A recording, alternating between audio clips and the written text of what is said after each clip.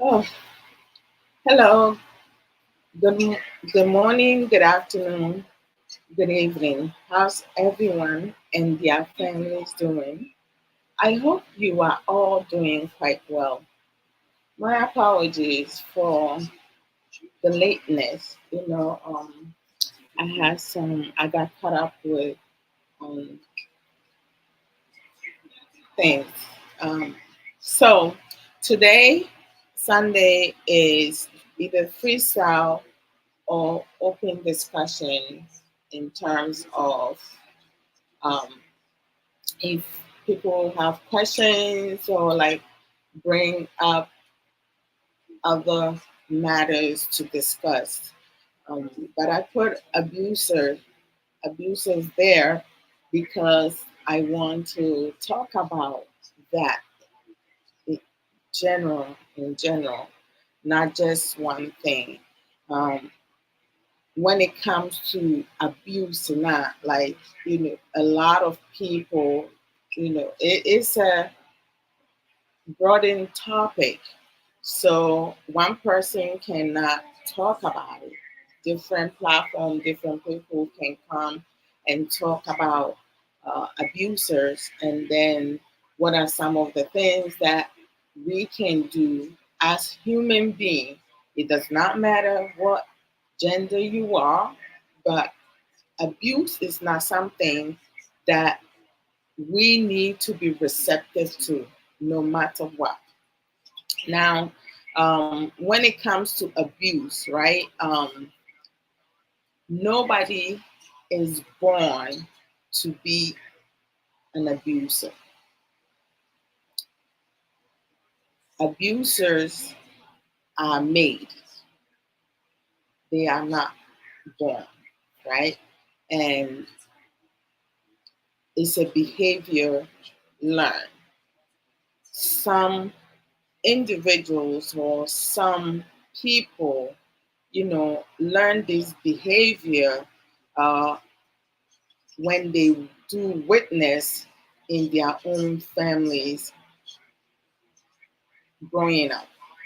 It could be father, their uncle, um, their adult cousin, or someone within the family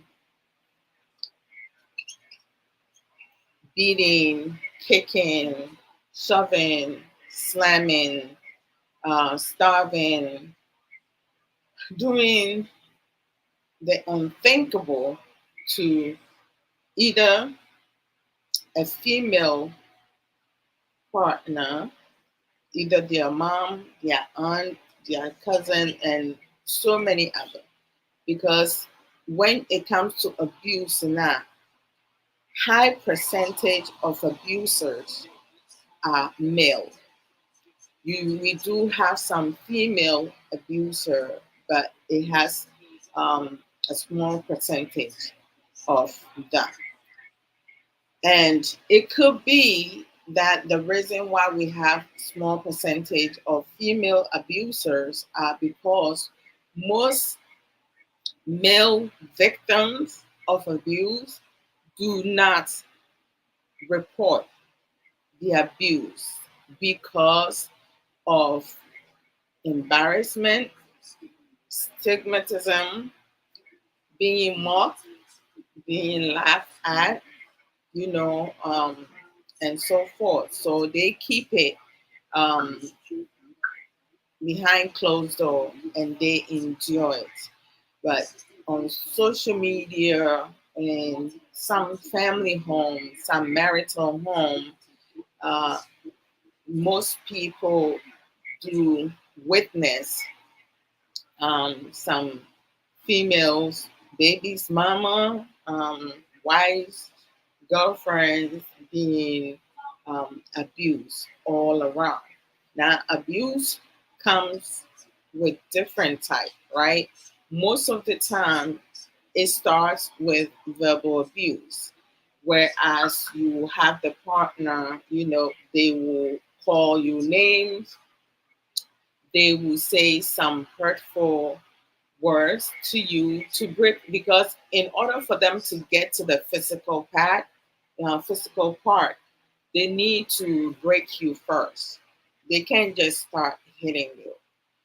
It starts somewhere to get somewhere, right? And most of the time, um, abusers, is either they have been traumatized, have bad past experiences or past experiences, right? Or in terms of um, having lived in a toxic, unhealthy environment. Um, Most children mimic the things that they see happening in their household. So we have some people witnessing things when they're growing up. Others learn to be abusive slowly from either friends on social media, because they see some videos and see some things. People also talk about this type of abuse, or visually they watch videos whereas they see someone abusing other people, and it becomes a norm for them. Other times it could be popular culture, right? So I'm Ghanaian, um, and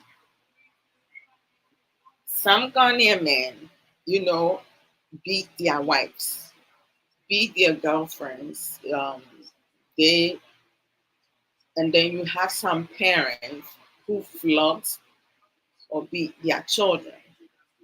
They have numerous form of weapon that they use to flog their children.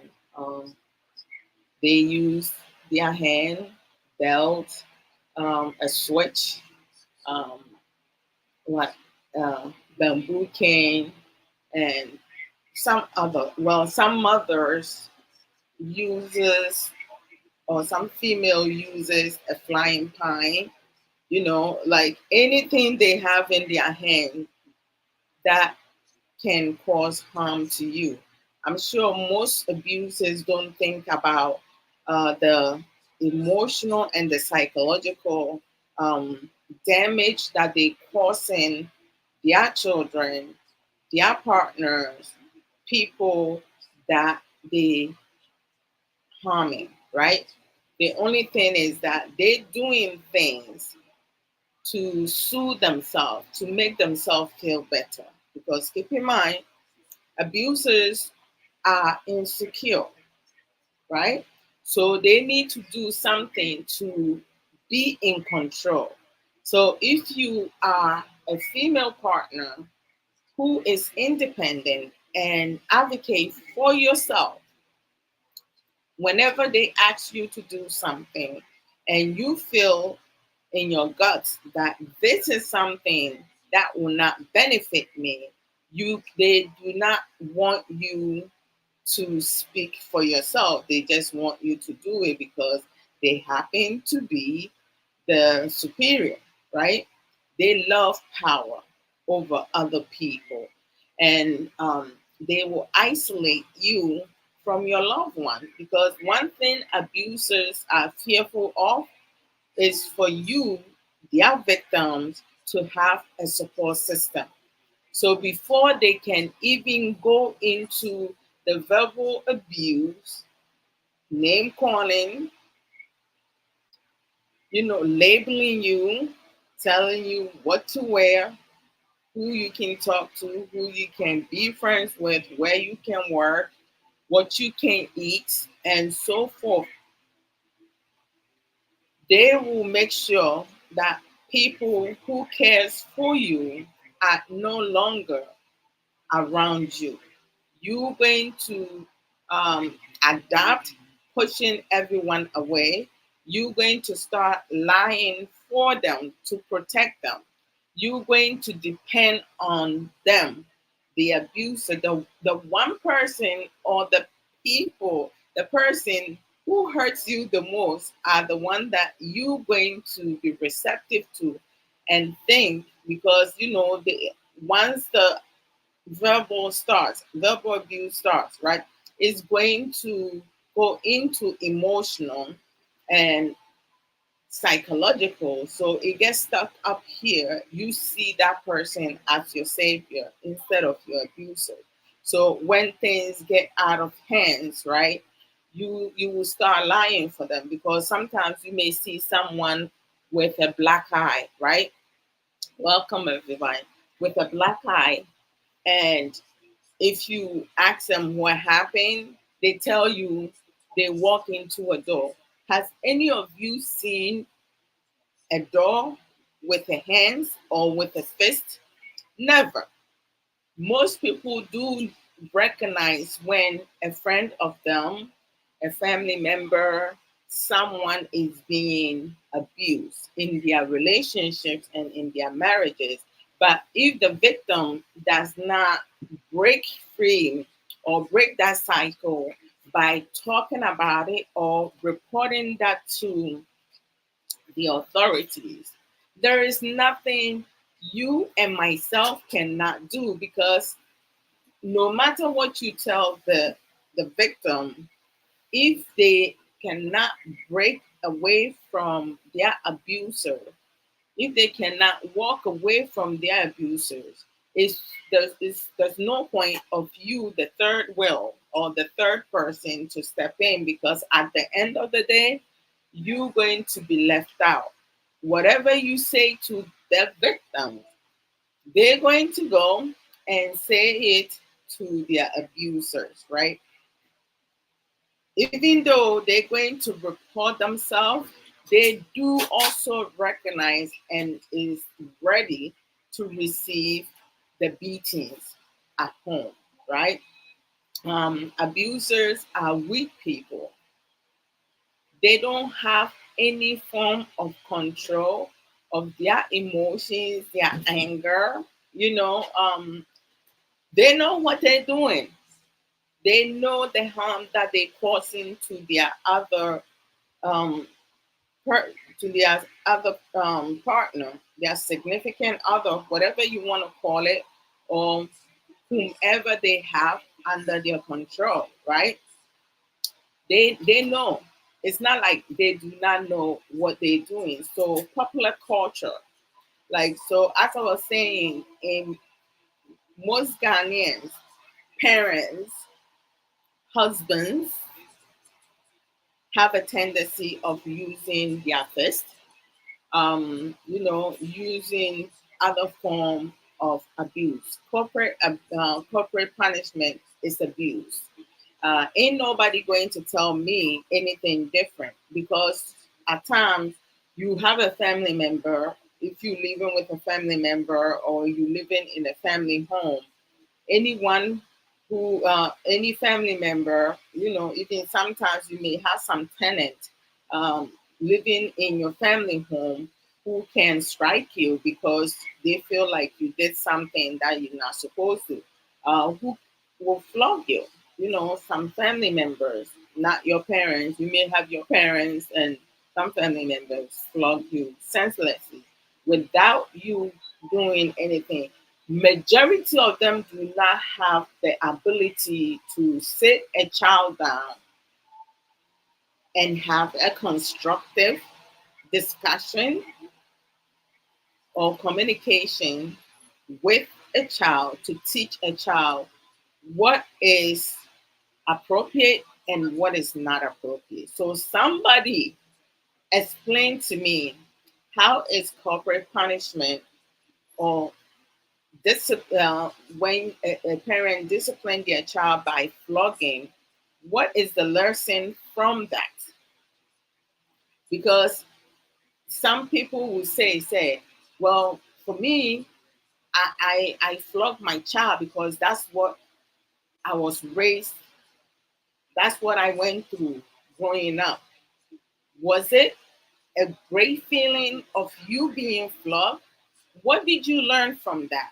The only thing you learn from being flogged, being beaten, is causing pain or being in pain. What does a child learn from that? If a child steals money, they're gonna start with small. They will start with some coins, and then it goes into papers. Maybe $1. The next time $2. And a mother or father sees their child stealing, right? It's your job to sit your child down and speak to them, talk to them, let them know the repercussion if they continue to steal at home. Before you know it, they're not only going to be stealing from you, the parents, or the father or the mother. They're going to go and steal from neighbors. And before you know it, they're going to bring it outside the home in the community, right? And before you know it, they become armed robbers and so many other things. Or they might go out and take somebody's, valuable property, and that person may cause them harm. And it can trigger down to um, their offspring or the family that the person comes from. So if you do not, discipline comes in different form of shape. Nobody's saying, like in abroad, for instance, most Ghanaian parents are intimidated, right? Because they fear that if they discipline their child, they will go to jail. And those parents, the reason why they're thinking that, in their mind, the only type of discipline is flogging and beating. They don't even think about this talking aspect, having a conversation, effective one, listening to their children. Because, we know stealing is wrong. It's not a good habit. Because if you have a child or you yourself is a thief, you will go and get yourself in trouble. Some people go to the store and steal items, things, hairspray, whatsoever. At times you go to the store and you see a package hanging on the rack without the item inside. Someone had literally opened it and took it out, because most stores, they put a sensor in their store items to prevent thieves, but they always find ways and means to continue to steal. So, like, most people who work at the store, they know, because they have the big sensors and they have the little sensors. The little sensors comes in different ways and form. I'm not going to describe it, because then I'm helping thieves, learn how to, like, take them out and go, because I have worked in the store before, back in the days. Ooh, it's been a long while. And I was one of the customer service person who will help, put those little sensors in the items that, most people do not know, because they make it look in a distinctive way that a lot of people do not get it. So if you purchase the item and, hey, why you don't have shirt on?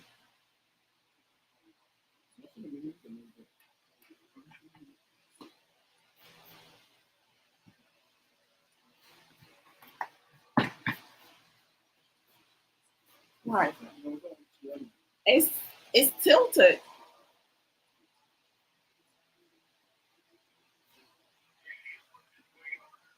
Sorry, guys. If the cashier doesn't take the those little sensors out, when you get to the door, it will trigger the alarm. So the security guard will look at your receipt and then pick up the clothes or whatever items you have in the bag one by one. to see which one of them will trigger. So if they identify that, then they will have the person, they will bring it to the cashier that the person just came from, to take it out, for any more inconveniences.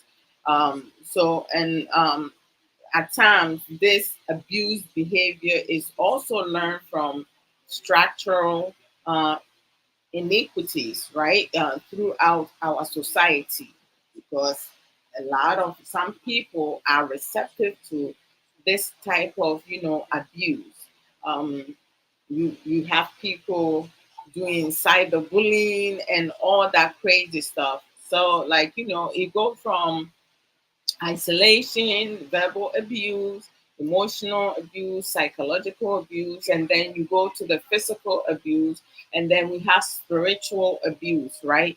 Oh man, when you go to my country, where I'm from in Ghana, we have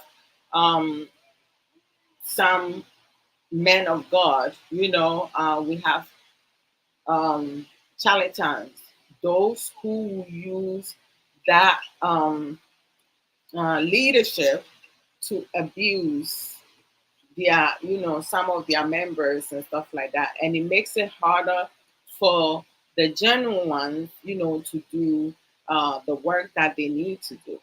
And it's really sad. Majority of the time, of course, who are the victims? They're women, right? And you be like, okay, what happened? What's going on? And this and that. So, but when it comes to abuse, not it should not matter where they develop such behavior, right? Because we know that it's made, right?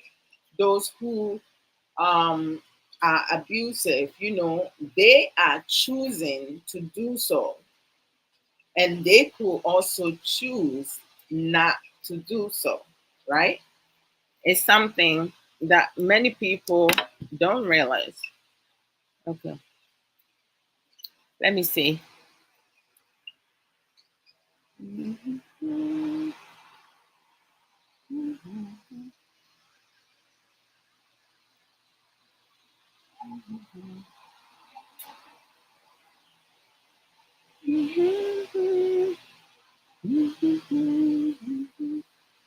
Okay. Oh, Amapa R&B, thank you for the gift. I appreciate it. I'm just like, scrolling back to see. eh, Sister Sage, yeah, Mwakaba. Hey, brother, Kwame, you're married. No, no. Apomuti saying, how you day? Thank you. One love. Sister Sage, greetings to you as well. Sister Sage is greeting myself and all the beautiful people on the platform. We greet you back, sis. As always. All right, let me see.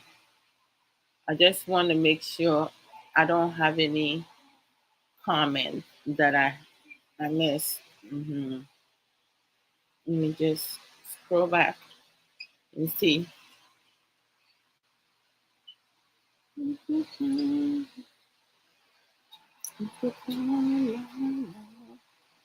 What I got inside through all of your surrender, through all your eyes, and you can see the words like you understand.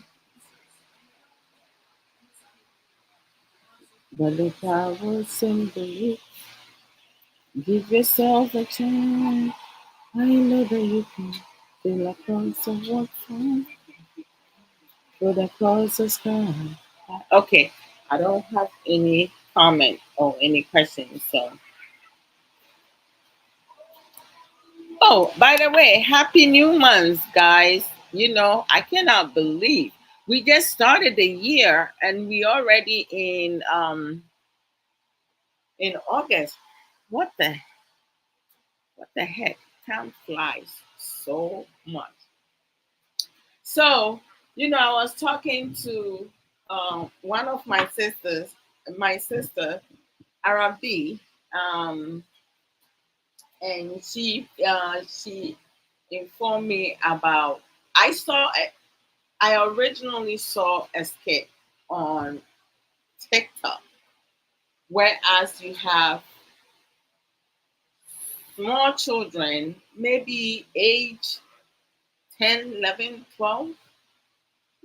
They're not even teenagers,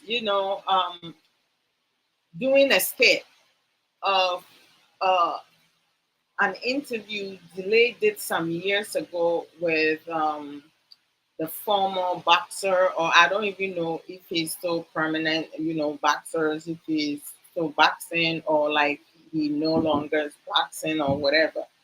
Anyhow, named Bukom Benkun, and she was asking him question in regards to him beating his wife, right?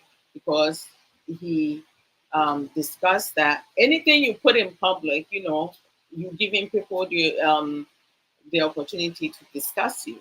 I normally don't talk about trending issues and stuff like that, but there are some things, I have disclosed this before when it comes to abuse, and people being more treated, people being targeted, like those kind of stuff. I will come and use it as an example and talk about other key things about it. So he spoke about how he has beaten his wife, if they do not give him respect. Like it's something that by force, by heart, you have to give. I mean, like you have most African men, they demand respect from their partner, yet they do not produce respect. They look down on their wife because most African men, see their female partners as sex objects or machine to produce babies. Aside from that, they don't see nothing else. Most African men are expecting their wives to be doormat, right? To be a maid, to be in their mind, submission means that you have to say yes, sir, master. hmm Whatever they say, as to whether or not it has. Um, I'm trying very hard, not to say the wrong thing as to whether or not it's intelligent or unintelligent. They are expecting you to be receptive to whatever they say. So, I'm being too nice as to whether or not it's foolish or not. If it's nonsense, you have to, listen and follow through it because they the man. So whatever they say goes. If they're not a critical thinker, you still have to listen to what they say. And that's why most of them like dependable women. Because when you are dependable on them, they're the one who controls everything because they're taking care of you. Without them, you nothing. You cannot do anything. And that's why most of our men think that marriage gives their African woman identity because they think that they're in control. Without them, you nothing. Oh my gosh, I asked someone. It's a big problem. It's a big setting condition with some cultures because there are some things that it's a norm for them.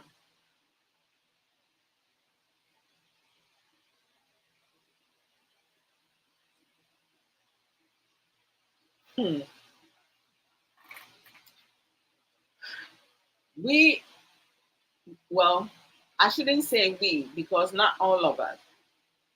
Most of us, who are well educated and have learned, have acquired knowledge about certain things and certain areas of discussion, we are aware that if either positive behavior and negative behavior can be influential, right?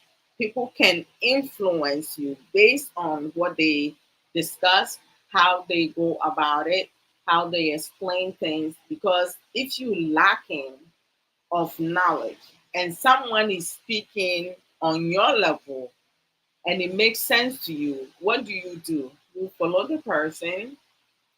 You will believe everything that the person is saying because you don't have those resources. You don't even have the mental capacity to retain those information. So each time you go on different platform and people are insulting, people are, disrespecting others or talking down um, about women, you be part of it because you don't have any other um, intellectual uh, mindset, you know, to kind of like grasp what is being said and defend women. Every human being, our men, our women, females, males, children, comes from a woman. So every single person who speaks down at women, they all came from the womb of a woman. And yet they don't have the respect. They have the audacity to talk about other women based on their past experiences, right? Their personal traits, their cultural norm, and societal norm. Based on that, they don't want to change that because it's comfortable for them. They're in their comfort zone. There are a lot of people they don't want to get out of their comfort zone because most people are receptive to that. So why change that? They don't see anything broken. Okay. Oh, I welcome you guys. So, if you want to join in, you can join in. Please don't let me talk. Well, I love talking, so I don't have any problem talking. Oh man. So domestic violence is not passed down. Um, it's not passed down genetically. It's something that people learn to do so. Uh, Based on what they see. And at times, people just learn it because they think that it's okay for them to do that. So, anyway, going back to the latest interview, and when I watched it, I was like sitting down and listening, and I was like, okay. But this time around, I went to the comment section, like with the little kids, doing a skit about it. Both the little girl and the little boy, and there was another little boy sitting behind the little boy acting, as the boxer Bukombanku. Like you can see in their facial expression that they want to laugh, right? But they're holding their laughter in, so you can literally see in their face, and they in my mind, from my perspective, I felt like, they thought it was like, a joke, something that is funny. So, they reenacting that. And I was like, my gosh, do these kids even recognize the impact that this skit will have on them? And the person behind the camera, is it an adult or another child recording this skit and then putting that on social media? And then I went down comment section, and the comment section was like, I was like, my gosh, the comment section is mostly adult people, you know, putting those comments up. And then when I watched the real interview some years back, and I went to the comment section, and you have some people, which one of the word, the phrase that he kept saying, that if you misbehave, I'll punch you, right? So there was a lot of quote about that statement. And some people point out the key word is if you misbehave. So I said to myself, okay, Delay is the interviewer, and Bukombenku uh, is the guest, right? And they doing this at a studio or like her professional space, right? And they sitting, a few feet away from each other. And there was a couple shots that they show Delays, high heel her foot, to I'm not sure what the goal, the goal was, but when they show her high heel and her foot, she was moving it not too much, but she has some slight movement with her foot here and there. You have to pay close attention to it. And you have some people in the comments saying that, oh, she was scared and this and this, and I was like, okay, first of all, if I was delayed, but I'm not her, and kudos to her, sticking through the interview, because she is very confident of herself. And if he had made the mistake and put his hands on her, he would have been arrested, but he expressed that he wasn't fearful of the officials of police, because he has been arrested numerous times, and he has been able to beat all his cases. He has never been found guilty. So he was very sure of himself. Like when he had this interview, it was around the time that the um, the president was someone that he looked up to. I guess is his role model. He was receptive to that. So I guess probably uh, the officials and the court, everyone was probably intimidated by the president back then. So he felt that he can do anything and get away. And sure enough, he got away, because he's bragging and speaking in terms, expressing his feelings, that he's not fearful of anybody, right? So like from my perspective, um, he well, when he made that statement, if you misbehave, I will beat you. That's a threat. He made the gesture towards the leg.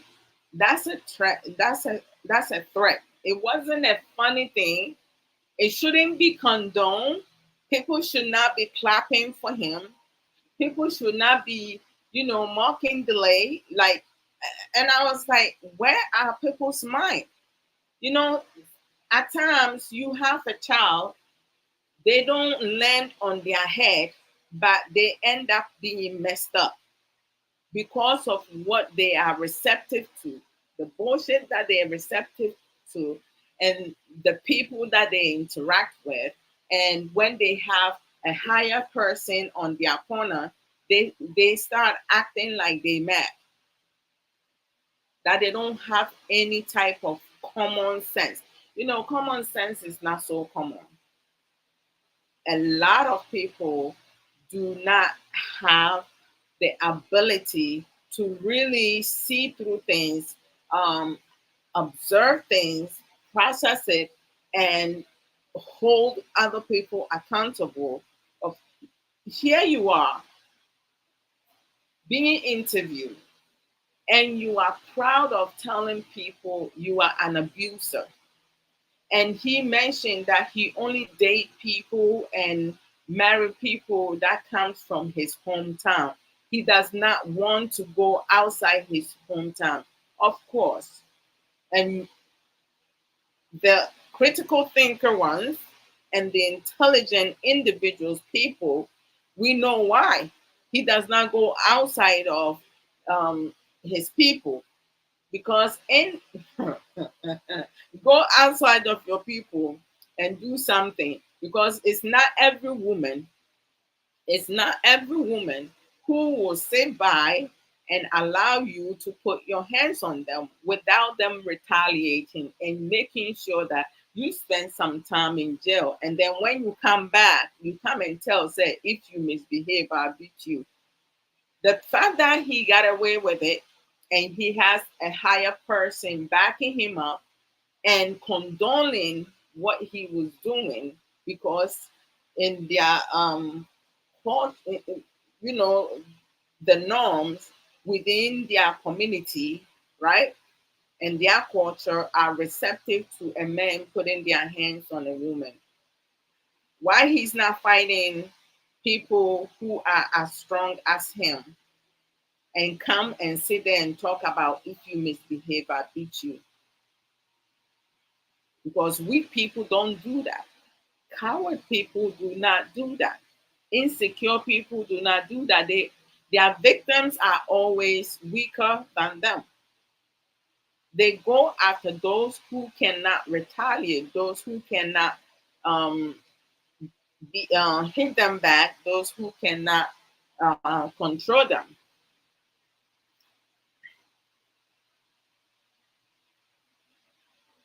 So when it comes to abuses now, there are plenty reasons, that play in it.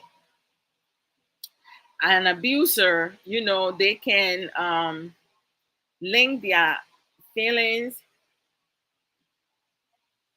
inadequacy, insecurity into their behavior, right? Because a lot of times, like, everything we do, I know myself, I know my strength and my weaknesses, right?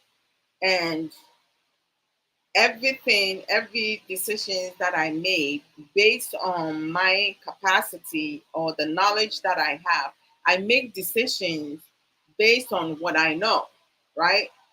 Because if you don't know a lot and you do not understand the harm that you cause to someone, and you are used to being flogged now, your reaction when someone does something to you now, you're going to do the same, you're going to display the same act on the other person, not thinking about the pain that you endure because you went through it.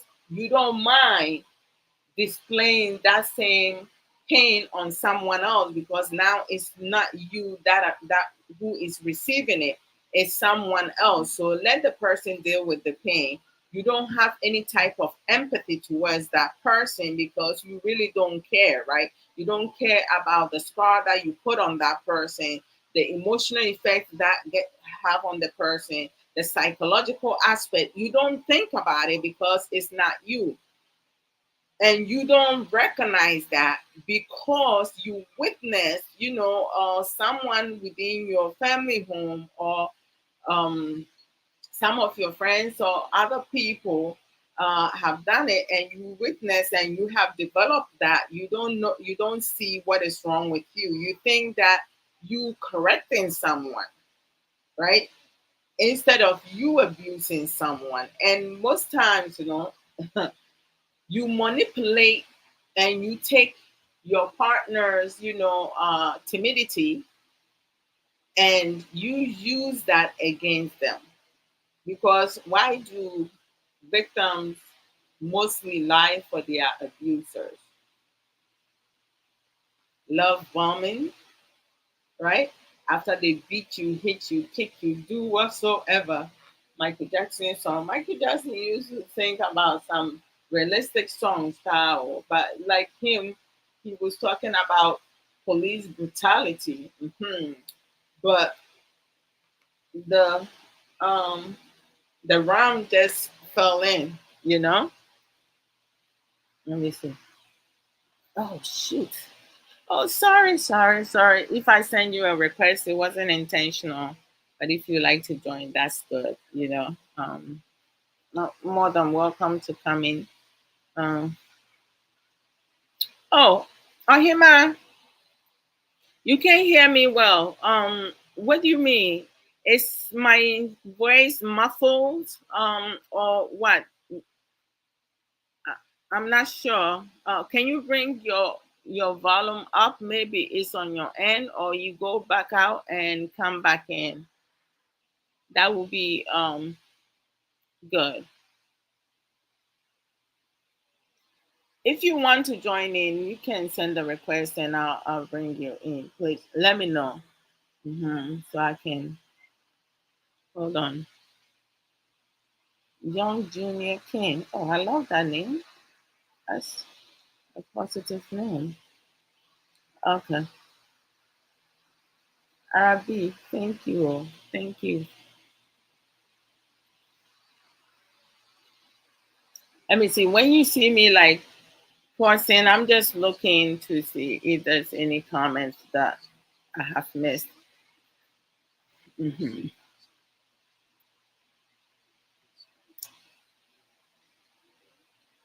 So, like in many ways, like when you talk about, like some in most cases, you may have there's three categories.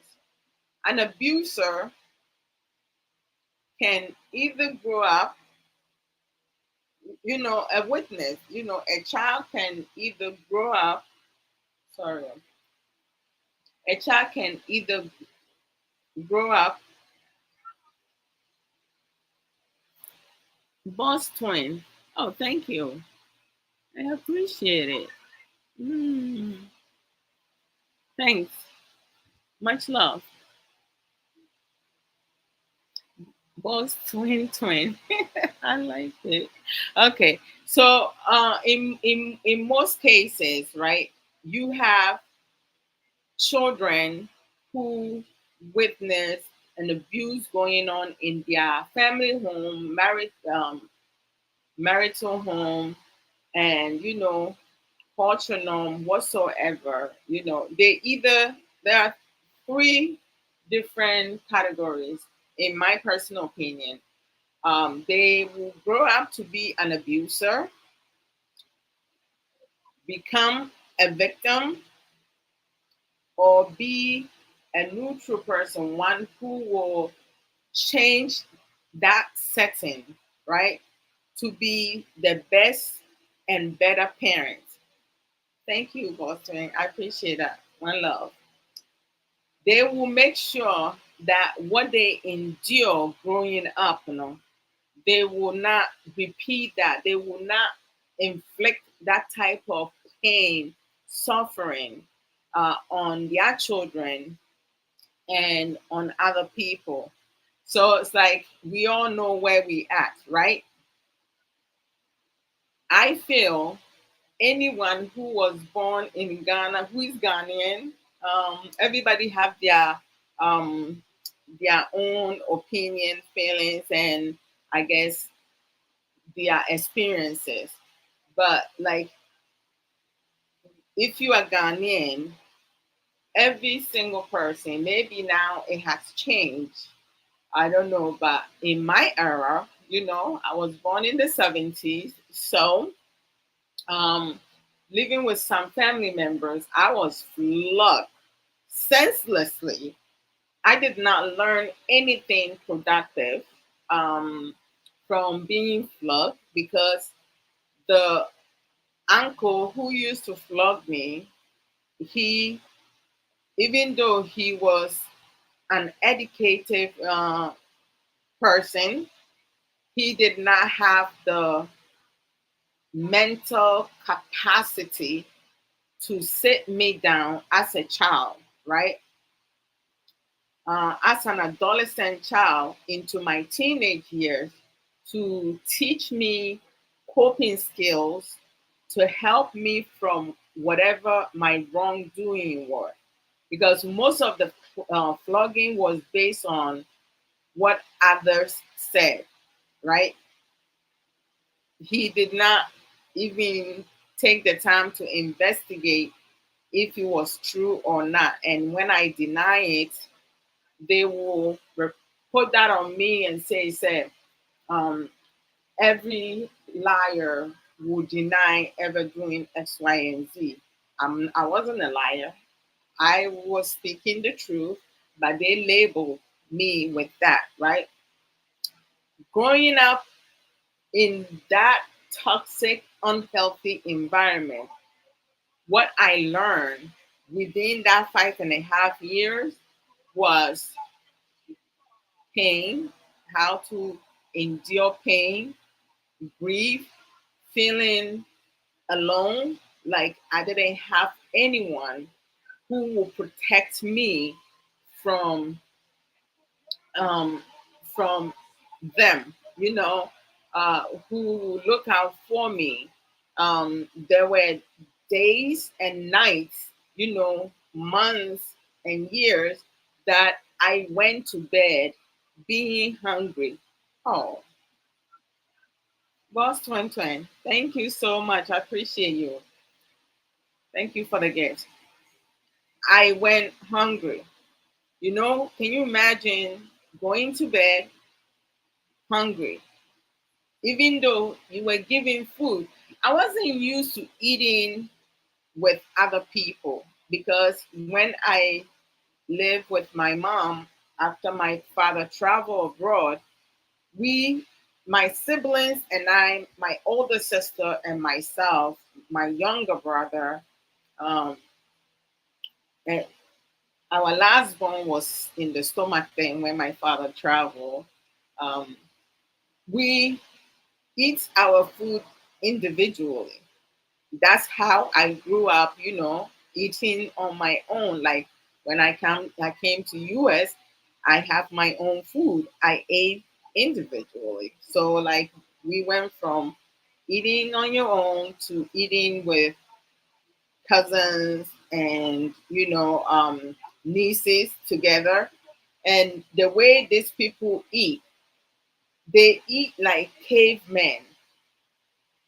The way they eat the fufu, they will have this big, you know, and me, I'm taking it like this. And I remember my mother's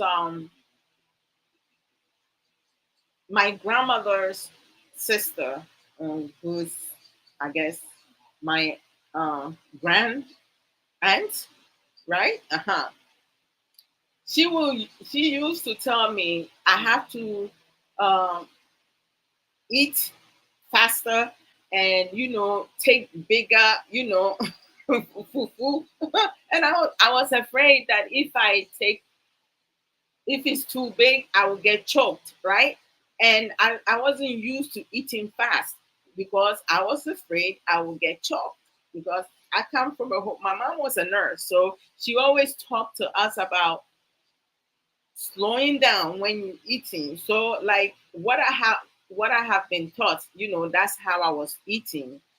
And my cousins and my nieces that we will eat together, by the time I get 3 or 4 spoonful of food or handful of food in my mouth, the food is already done. So I was constantly going to bed hungry. I wasn't fed enough and stuff, but nobody cared because the only thing that some of those uncles were about was the money that was being sent back home on a monthly basis from my parents. And those money was not even being used on us. I remember like my mom used to buy uniforms or bring money for them to buy me new uniform and sew the uniform and stuff like that. But I was being given um old uniform, uniform passing down to me from one of my cousins because she was a bit taller than I was. She was a year older than me. So her uniform, I remember like I have Anglican uniform, the blue uniform with the white stripes.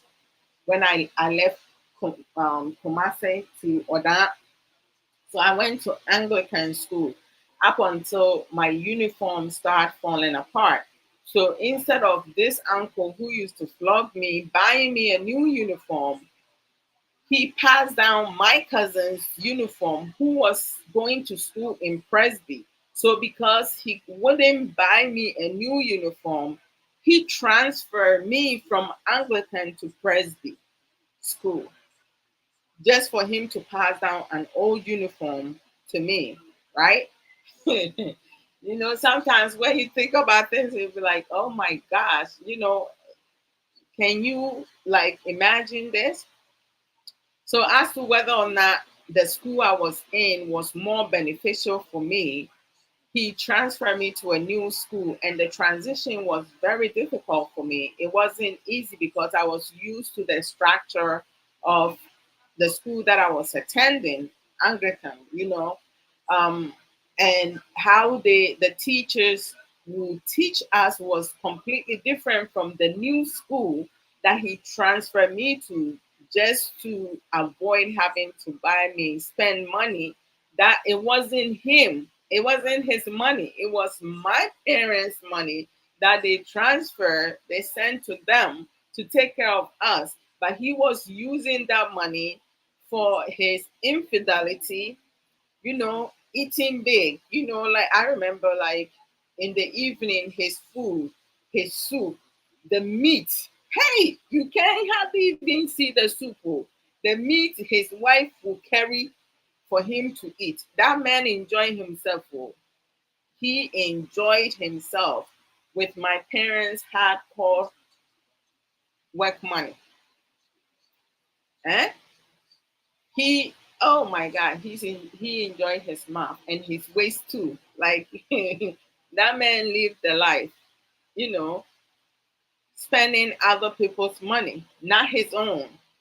And yet my siblings and I, we were maltreated. My younger sister, the last born, and myself, we have to endure the most abuse. When I came to US, I was like so timid. I went to school, and then in the classroom, the teacher will ask the question. I will raise my hands. They will call on me. I will say what I think the answer was, and the teacher and my classmate was like, "You got to speak up. We can't hear you." And I'll be like, "But in me, I know I did open my mouth and spoke, but they said they couldn't hear me." And I didn't want to be screaming because I got flogged because that particular uncle stated that I talk too much, I'm too loud. So I had to like tone down my voice. So I guess toning down my voice, you know how sometimes you're speaking with someone, they will open their mouth and talk, but you still hardly hear the person. You can't hear what they say. You have to get closer to their lips to hear it. That's how I was.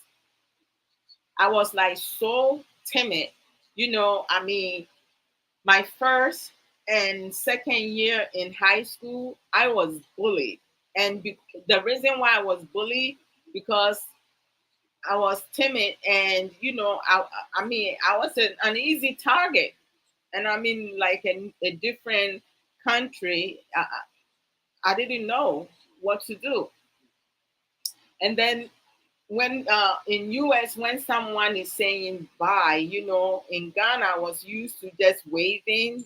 When you wave, the person knows that you're saying bye or hello, hi. But in US, like when I started school, some of the classmates would say hi to me, But when they say hi, they go this way, right? Hi. I mean, for most of you who don't know, if someone does this, what do you think? My first thought was like they were calling me. So it took me quite some time for me to recognize that they're just saying hi. They're not calling me over, right? But like some people calling over will be this, and so like the hand gestures and setting gesture, other people's it means different things for them. So it's like I remember some of my classmates used to like laugh about that. They were like, "Why she always be walking towards us? We're not calling her to join us. We just saying hello." So finally, I caught on.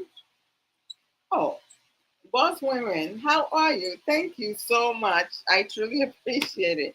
So like they'll be like, why is she coming? Because I wasn't used to that culture, right? It was something new for me. Where I'm from, gestures like that meant different things. So I have to unlearn some things and relearn some things. So being flogged growing up, my parents did not flog me, and that's what kills me. Even the parents who brought me to this world did not flog me. And a family member did the most flogging. He did the most damage to me. He traumatized me. And he didn't bomb me because he happens to be a family member that I was entrusted in him taking care of me. And he chose to abuse me by flogging. Everything was about flogging. I have a mark. You know, now I can is it here? I have a mark right here. That was one of the bamboo that slashed my face like that. And you know, every time I see it, it reminds me. You know, sometimes I have like back in the days when I had I because of him, he's the reason why I developed anger management issues. And from age 10 and a half up to age up to my 30s, I had I built up anger management. You know, I used to like get so angry that my whole body will be heated up, you know, and like my cheek everywhere. It's like I'm burning up inside. Like I fought a lot. I got into physical fights, and it didn't matter if it's a guy or a girl. I didn't care. I was fighting anyone, everyone, growing up back home,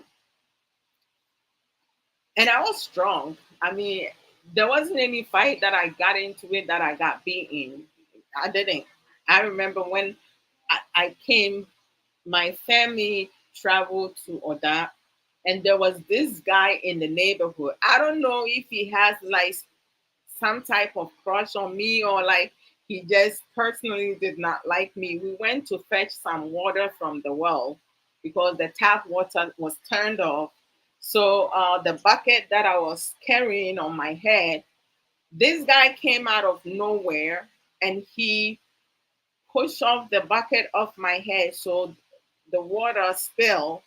So now I have to go back, walk all the way back to the well to fetch another water.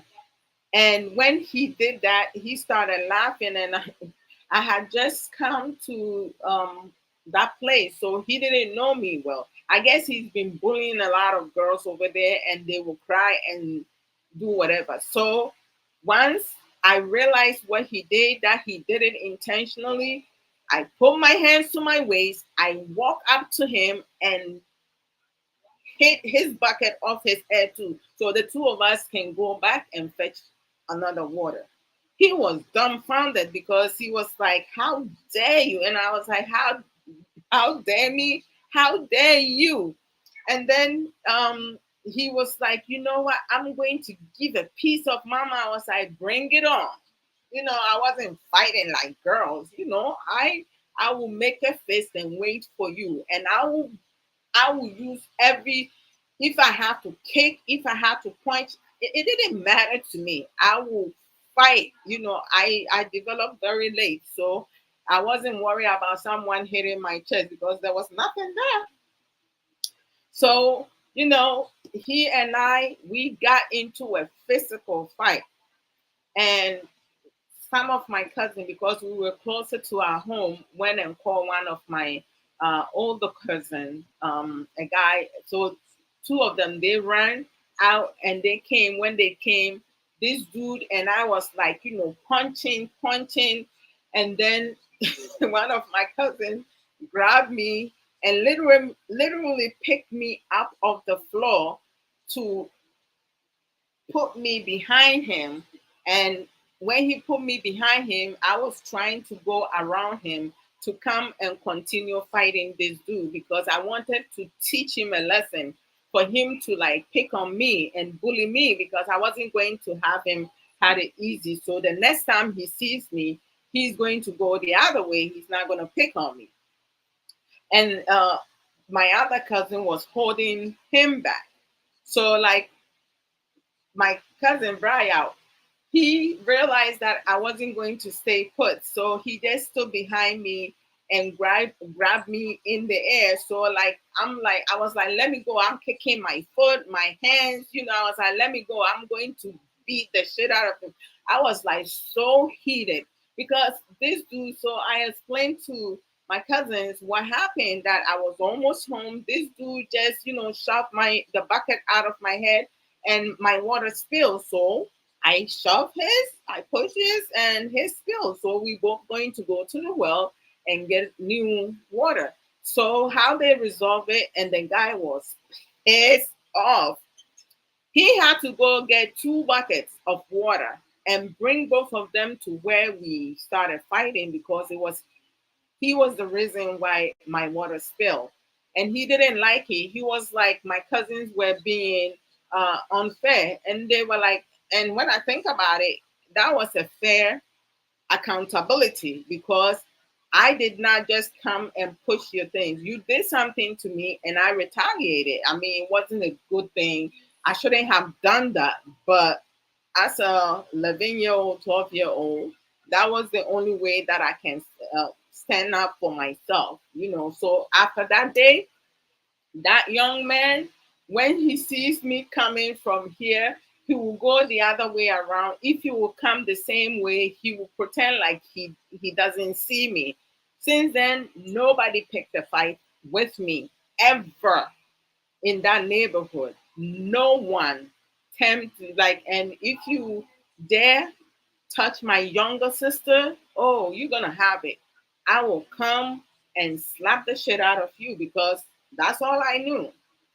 All I knew was like, you hurt me, you hurt my younger siblings. I'm coming and I'm giving you a piece of this because I'm being flogged. Some of them will lie on me and cause me to get flogged. So that was my retaliation. Everything that I do is, hurt you back. I will find ways and means to also hurt you. But thank God that education is very important. When you learn different coping skills, you will be able to gradually work on yourself and heal yourself at your own accord. Other people, based on their trauma, they will need counseling to get the help that they need. I did not have to go counseling because most people who have been traumatized, they tend to work in the medical field, work with people. Like they have good heart, they have empathy and stuff like that. But you're always going to have some of those abusers, narcissists among people who work in the medical field, the ones who truly, truly, truly take care of other people's family. Because when you go to nursing homes, hospitals, psychiatric ward, we do have some medical personnel who abuses patients in there because they don't have any empathy. Some choose to work in the medical field to continue to be abusive when there's no camera. That's why nowadays, in the medical facility and the rooms, they have cameras to prevent abuse. It's still happening. Because, and if you have a child or a family member who is mute, who cannot speak, at times some of the medical personnel, they will pinch in them. They will pinch, you know, because they know they can't talk. So they have some family members, they teach their family members who cannot talk, and that's why they also have, sign language in abroad, so they can um, communicate that with their family members when they are being abused. I have a family member, who had depression, and when it comes to going to the hospital, she does not want to go to the hospital. She will fight to teeth. She will refuse treatment. And at first, we didn't know why she's refusing treatment. We didn't realize that each time, she has episodes and we have her hospitalized, there were some medical personnel, in within that facility abusing her. They were pinching, punching when they need to change her and stuff like that. And it breaks my heart that you have people who have signed an oath to protect vulnerable people, sick people, and because they are mad, and because you know they don't have the ability to do the job that they went to school for, because they only think about the money. The patient has not done nothing to them, but because they are sick and their family member is not there with them, they choosing to abuse someone else's sister, someone's brother, someone's uncle, someone's auntie, someone's father, someone's mother, someone's grandparents. I mean, can you imagine your loved one is sick and you bring them to a facility that they are trained to take care of your sick and your loved ones, because they don't have the ability to take care of themselves, because of either mental illness, underlying medical condition. And some people within that facility is choosing to cause pain, harm, and abuse your loved ones. How is that possible? It's the same thing in schools. Every school in New York has anti-bully. However, there are still bullying going around. Some parents are dealing with this because their child is being bullied, and some children, they are introvert, they're not extrovert, right? So they keep things inside. Some are choosing to unalive themselves because they don't feel loved, they feel alone, they don't know what to do. um, the pain, they just feel like by living this world, they'll be better off, forgetting that the loved ones they're leaving behind will be saddened about their departure, right? But because of the pain that they enduring, they feel that that's the only way that they can relieve themselves from the pain. Some parents, some African parents, especially the male figures, some mothers, enable this. Some mothers even cause their own children to be fearful of their fathers. When a child does something, instead of them learning better coping skills, effective communication, we say this because effective communication skills is very crucial in one's life. You have to learn how to talk to people, how to discuss situations, how to resolve matters, how to interact with one another. You need to be able to do that. If you cannot do that, when you are lacking of effective communication, you will lack of boundaries, because you don't know when to say something, when not to say something, because sometimes you have to observe certain situations, certain circumstances, or solution. There are some things there's no need for you to say nothing about it, and there are other things, when you see it now, you need to address it, right? Because that's the right thing to do. But some people don't even think about it twice. um the place I work in a place, I work in a clothing store as a salesperson, customer service, an assistant, so many manager. Like, I have done all the position that as a CEO. Maybe I should become self-employed soon. So, like, working with as a customer service person, I had to learn how to talk to people, how to resolve a situation, because in America they say customers always right, but most customers, they come and create situation. Some of them are very rude. They don't know how to talk to people.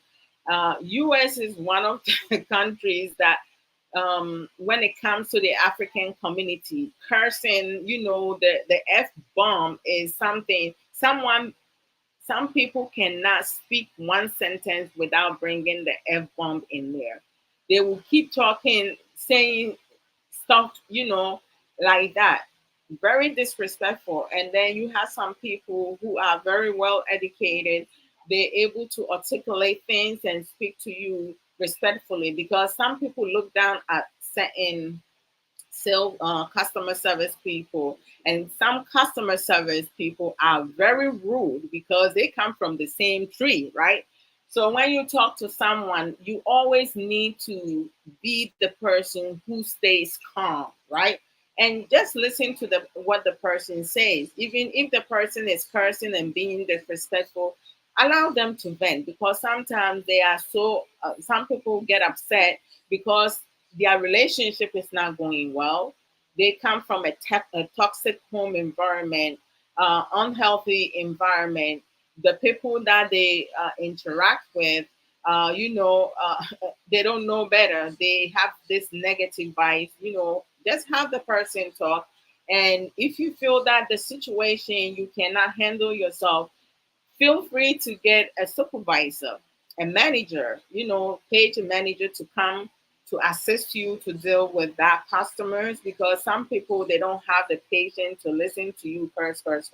I remember I had an encounter with one a couple customers, and for me, I would listen. Even though around that time I have anger management, I did not bring that to my workplace, because you have to know where and when it's appropriate to do so. I have control of my anger management, but it's just that when I make a decision to go off, I'll go off. So I think I displayed that in my marriage, with my husband more, because around that time I was just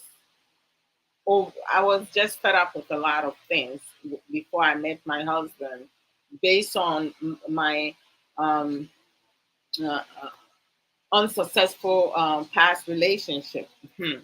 So I had a lot of anger piling up and building up in me.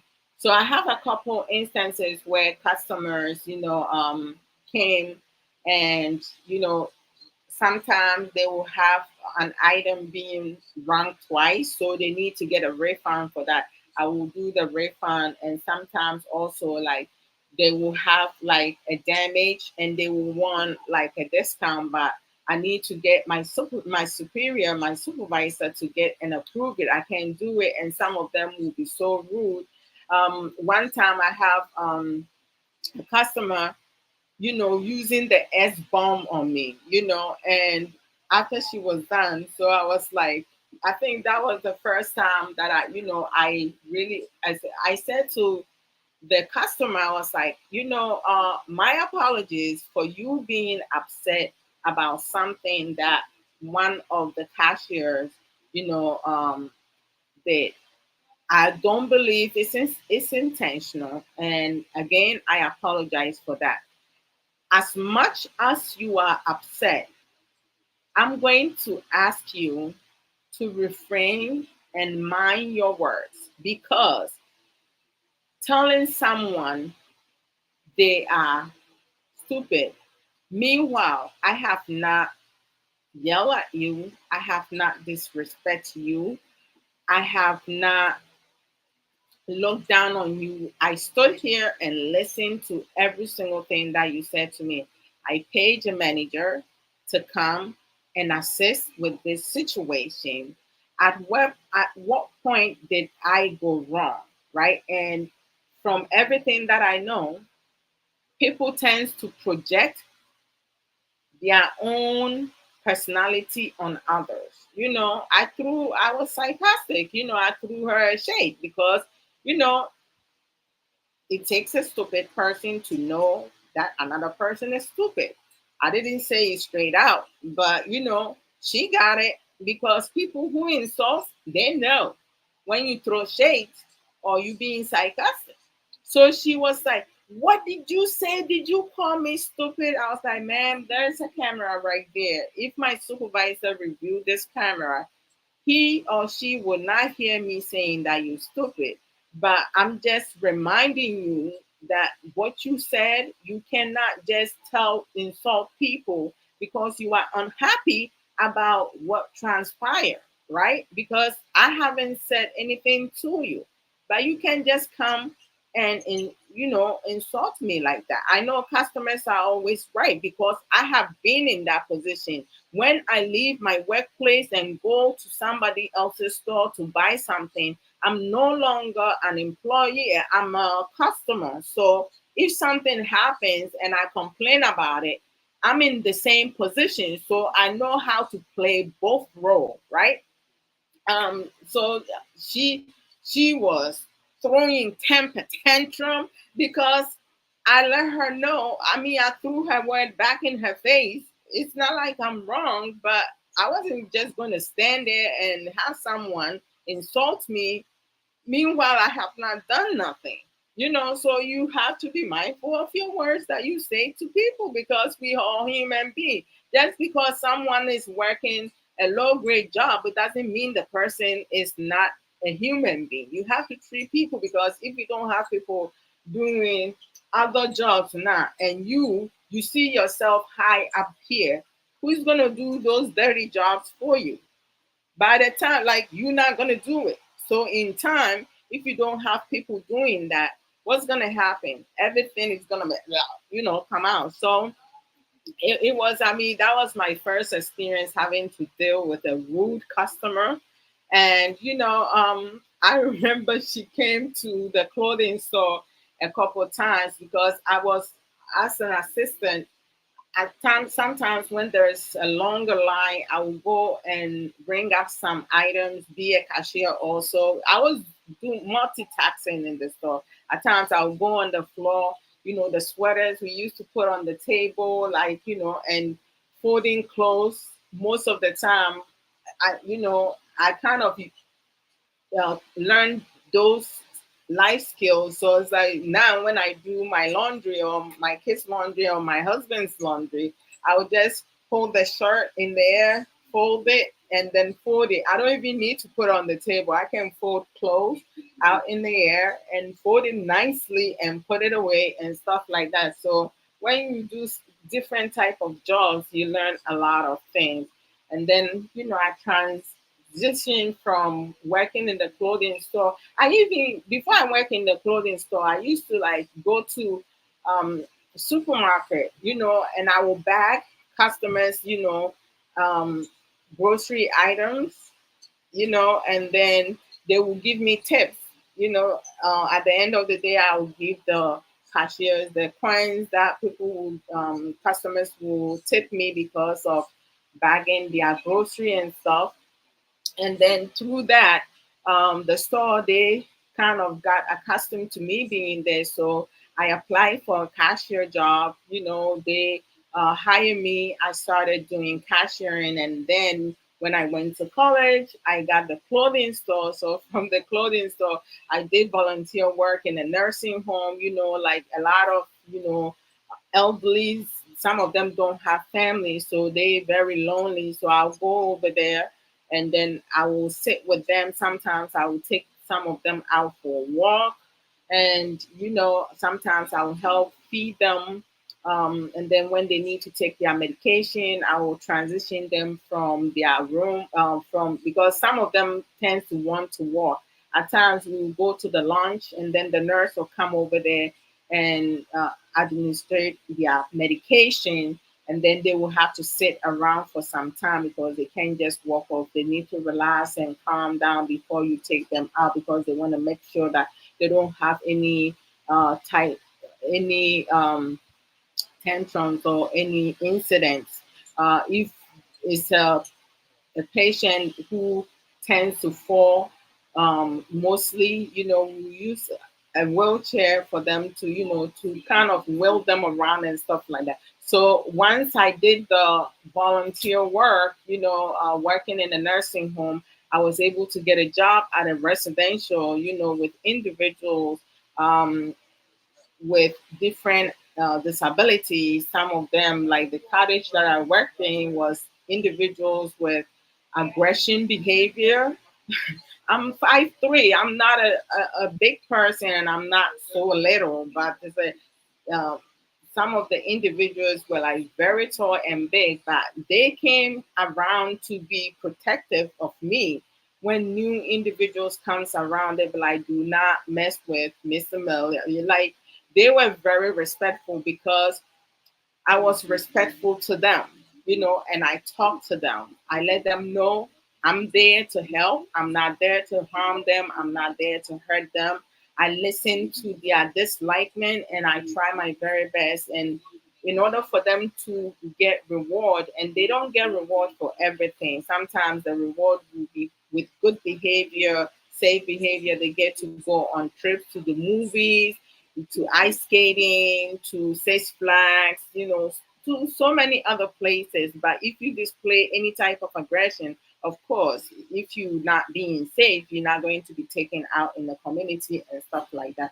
So, like, part of my reward, I mean, something that I gain out of being loved, by a family member, being more treated, I grew up, being able to not project that on others, or like, to become a victim or an abuser. I'm neutral, like, I like to help people. And in the past, I needed to heal fully for myself and help myself, prioritize myself. But in my early relationship, I dated two guys before I met my husband. And both of them, they were the same way because they were cheaters, they were liars, they were cowards, they were insecure. But at the time, I didn't know all that because I was a bit timid, I was naive. I didn't start dating until I was 21. So, I started late. So there was a lot of, I was chasing love at the time.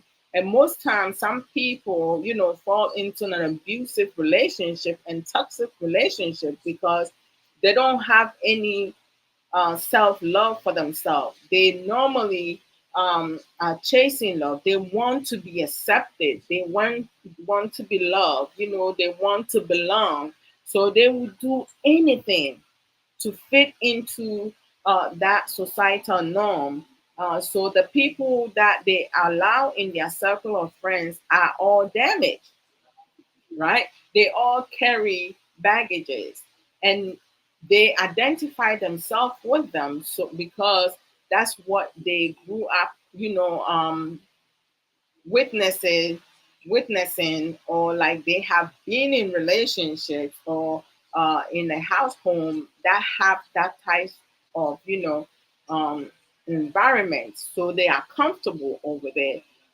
There are some people who are victims of an abuse, right, or an abuser, and they will end up with a great partner, but in their mind, that partner is abnormal because they don't see the traits that they used to. They don't see the patterns that they used to because some of them are expecting to be slapped, hit, be in, whipped, and all that, because if they don't get it, then that person is abnormal, even though they are in a normal relationship.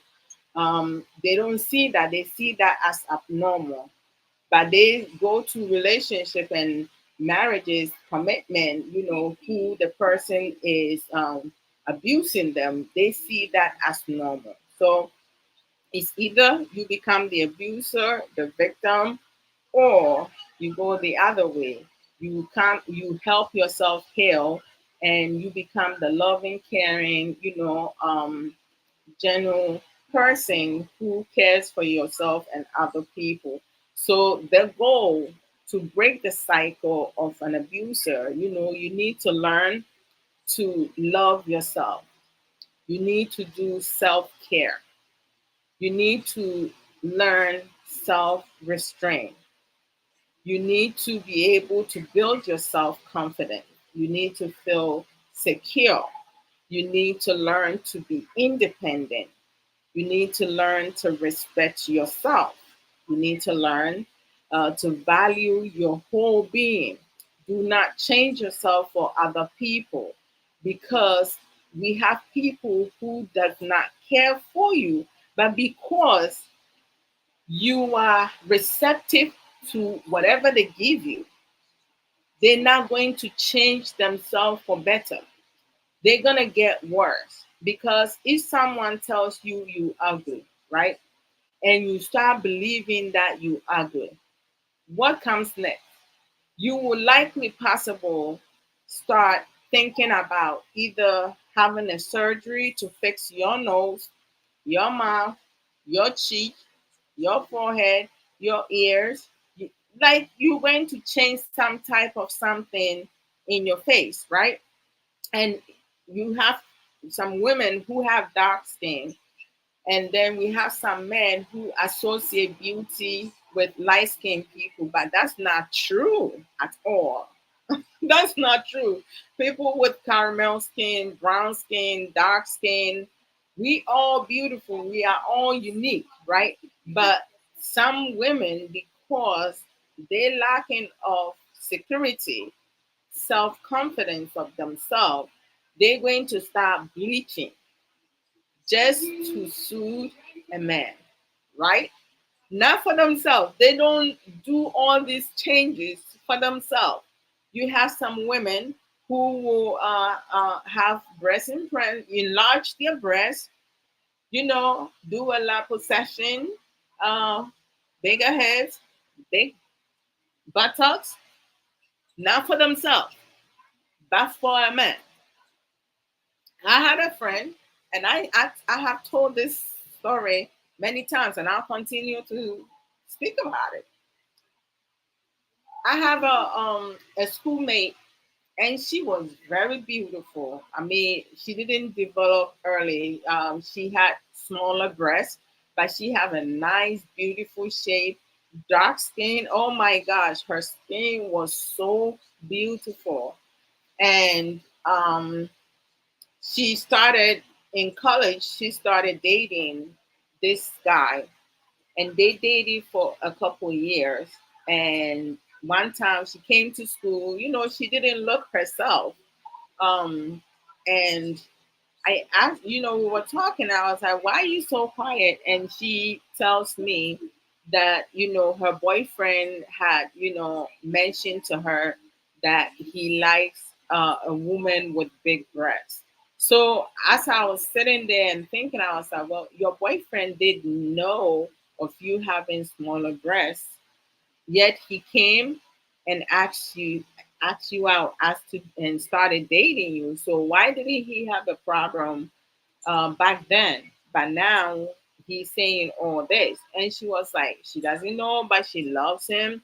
So she has been contemplating as to whether or not to have breast enlargement and stuff like that. And I was like, no, you shouldn't do that. Like, you are a beautiful woman. And in due time, as you get older, and you put on weight, because she was very slim, but she has hip and she has a buttock. She has a great shape to me back then. I didn't see anything wrong with her, and she was like, no, because if I don't do that, he's going to leave me. And I was like, you have fallen for this dude that much? She said, yeah. I tried my best, to talk her out of it, but she went ahead and had breast implant. She went and enlarged her cup from A to, I believe, C or D cup, one of them, but her boobs got bigger. You know, she started dressing different, showing her cleavage. Before, she wasn't doing all that, but hey, everybody does whatever it is that makes them happy. You can force someone to change, right? And you can force someone to stop doing something that can, cause them harm and stuff like that. You can try to influence that person. Oh, oh, boss win-win. Thank you so much. I appreciate it. So, um, she went ahead and had the surgery to enlarge her breast. Her dressing, everything changes. All her clothing, her outfit, everything changes. So after she did all that, a year or two later, or sometimes some years later, they've been dating for quite some time. The guy had a conversation with her, and he told her that he feels that he was at the age that he wants to get married, and he wants to get married, but he wants to get married to someone who has natural everything. And the girl was like, oh, I can go and take everything out, I'll be natural. The guy looked her straight in the face and told her, as to whether or not you take it out or not, it's still not going to be the same. You have disrupted this. That girl sat there and looked at him like, are you serious? And he was dead serious. Before she knows it, he breaks up with her and marries someone else. And the person that he married did not even have big breasts or nothing. And the girl, she developed mental illness. She ended up being hospitalized, put in a psychiatric ward because she couldn't handle the heartbreak and everything. Everything just came crushing down. Up to today, she's still at a mental institution because she cannot take care of herself. She had it bad. And this is one of the many reasons why when you start dating someone, because at times you have people who would date for almost throughout their whole entire life. Not everyone is meant to get married, right? Sometimes you meet people that you may feel sexually attracted to, but you're not meant to be together. It's just a fling, right? You have some people, they do the friends with benefit one, and then one fall in love with the other. The other one is just doing that because they feel like, oh, this is a casual sex. Meanwhile, the other person falls in love with your love making, sex, your quickies, your foreplay and everything. Whereas the other is thinking something else, right? So you set yourself up for a failure. Don't allow yourself to be manipulated.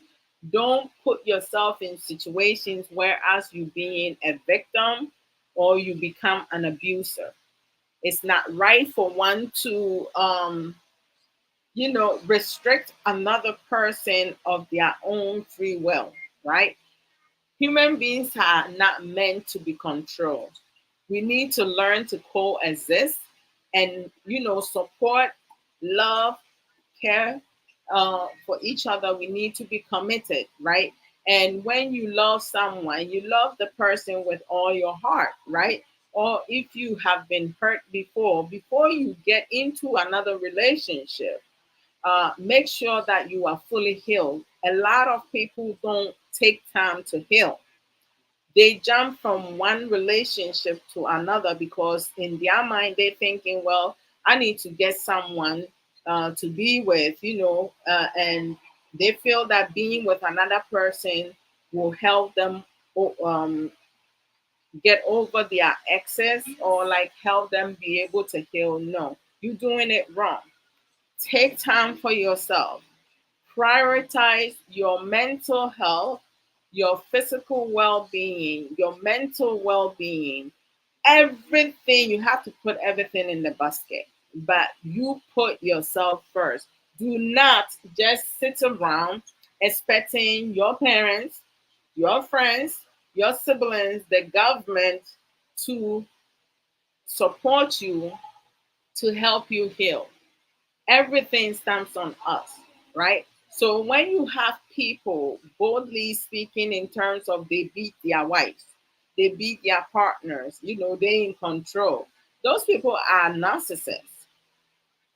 They are insecure. They don't have any type of boundaries. You should not allow yourself to be restricted or suppressed because someone do not value themselves. I mean, don't become a victim and don't become the abuser because either one is not okay.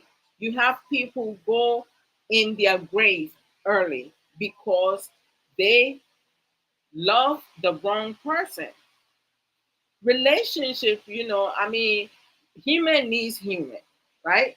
We need other people. Sometimes you meet someone that you really love, but you don't, it's a platonic love, and then the person might have some type of obsession over you, for you, and then, or friends with benefit, and then you fall in love with someone and they start sabotaging your relationship, someone that you truly care for, but because you chose to have that friends with benefit relationship with that person, you screw yourself.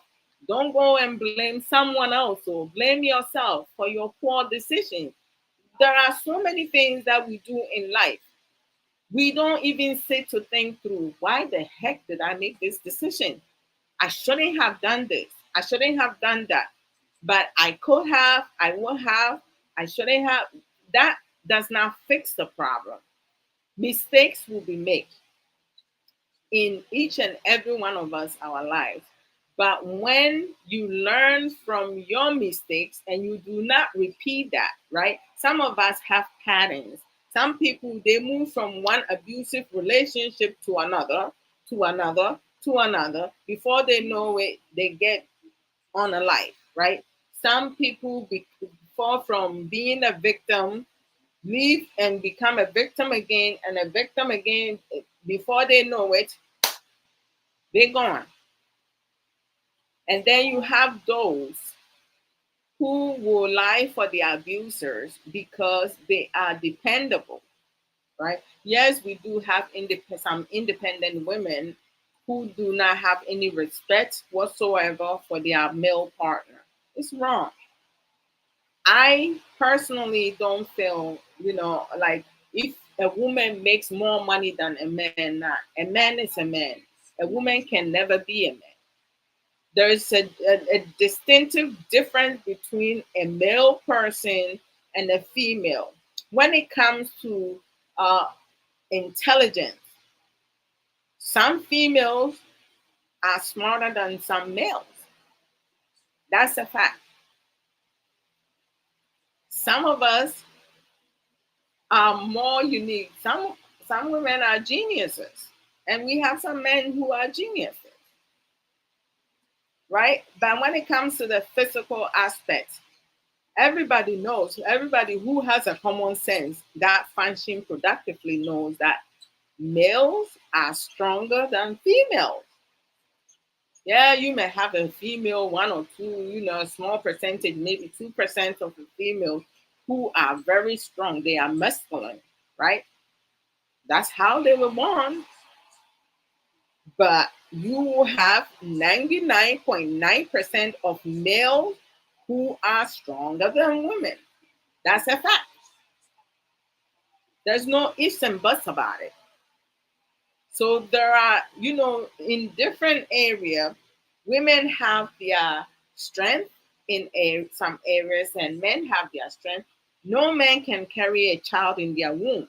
Women can carry a child in our womb for 9 months, between 7 to 9 months, because some cases are born premature based on either some medical condition, underlying medical condition.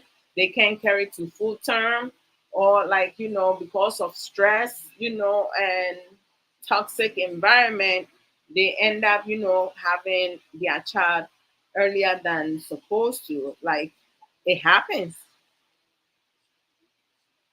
Some of us, we deal with stress differently. Some people, when they stress, they put on weight. Other people, when they stress, they lose weight. Other people, they don't know what to do with themselves. It's a fact. Let's talk about the fact. The truth is only one.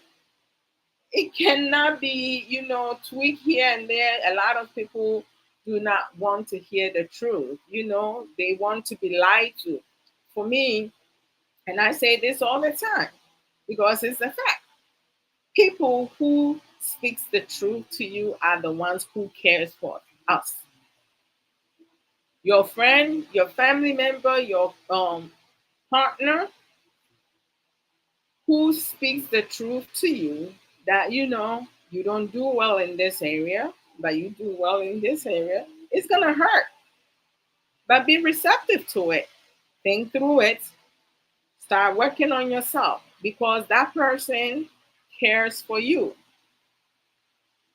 Those who will lie and not speak the truth to you,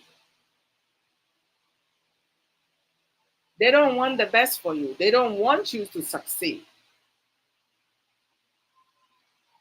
Abusers are liars. Cheaters are liars. Gossipers are liars. Who gossip the most? Women. But in these modern days, I don't even know if it's 50-50. Some guys can gossip or tell it, not be small things. So, boss twin, thank you, thank you, thank you, thank you. I appreciate all the gifts that you have given me. Much love to you. One love, Thank you so much. Um, those who has shared the program, thank you. I appreciate it. Much love to you guys. Thank you very much. Let me see. Oh, Action Jackson. I don't know. Like, I had told him last time that I will send him if whenever I come live, but like I can't even. I'm not sure if we follow each other because I don't see him. Maybe one of these days I'll be able to like send the link to him so he can join in. So we just need to learn to protect ourselves. Yeah, we have to strengthen our mind. We cannot just let things be as it is. Being maltreated does not mean you also need to grow up to become an abuser, right? Um, most maltreated children do not become abusive parents. They actually become a loving, caring parents, like moi. Yeah, I love my kids. I mean, I have never once, put my hands on my kids. I use my words effectively. I talk to my kids when I see something. They are hold accountable for their actions. If they do something that they shouldn't, I'm gonna hold them accountable. I don't do ground my kids, but if they have like free time, I will take some of the minutes from their free time, because with kids, if they have 2 hours free time that they can use their electronics, play games, talk to their friends on the phone, taking half an hour from their 2 hours is a big deal for them. Even 15 minutes out of their 2 hours is a big deal for them. So they need to learn from their actions, right? You can't be too strict, and you can be uh, non-structure. For me, I'm consistent. I set a consistent structure, because, and I'm more a no parent, right? But the ones that I'll say yes is something that is going to be beneficial for my children, and I make sure that, like, every now and then they will gain something out of, routine that we have put. Like, my kids don't use the electronic Monday through Thursday night, because they have school the next day. Friday, Saturday night is their field day, because they can use the electronic in between time on and to whatever time. So it's like I see them trying to stay up Friday night and Saturday nights. The most they can stay up is to midnight. Sometimes they will just fall asleep. But, like, Sunday nights by 9 o'clock, before it started out 8 o'clock, they go to bed, but now they have earn an hour extra, because my kids in the morning, they up, they don't give me no problems. They get up in the morning, they do their hygiene routine with no prompting, no redirection, nothing whatsoever.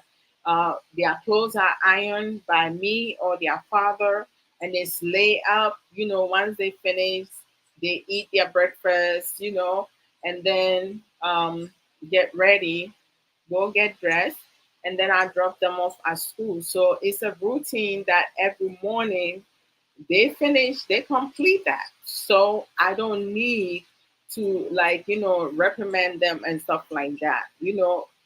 Even last 2 weeks, I told them that they can go to bed at 9:30, at 9:40, 9:45. No, 9:30. So now they go to bed at 9:30, and they still get up on time, because by 6 o'clock they need to be up, get their hygiene done, everything. They have an hour and a half, to leave home to drop them off. And their school is like 15 minutes drive. I have found a shortcut. My 16-year-old son, he said, Mommy, you're right. This is a shortcut. I said, Mommy cannot be speeding, but, I found a street that has less traffic light, right? But they do have, speeding cameras in there. So I need to make sure that I'm driving accordingly. The case is that when my kids are in the car, then I don't speed at all. I'm a careful driver, for sure.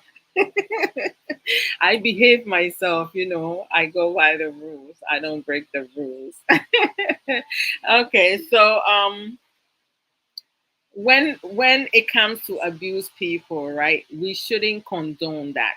Family members should not condone abusive behavior. Oh,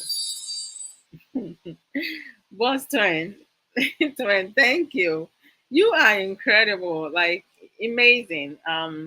Arabi, thank you also. So, you know,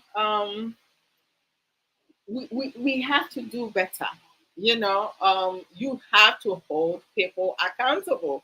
When someone threatens someone, we need to hold the person accountable. We shouldn't be condoling that, mocking the other person. Oh, she's scared. No, don't do that, because it's not acceptable. It's unacceptable for any man to raise their hands on any woman. It's not acceptable for any woman to raise their hands on any man. It's not acceptable for any parents to abuse their children. Discipline your child. Disciplining your child means you teach them coping tools, mechanism, things that they can learn to manage their anger management instead of picking up objects and throwing them. Eh?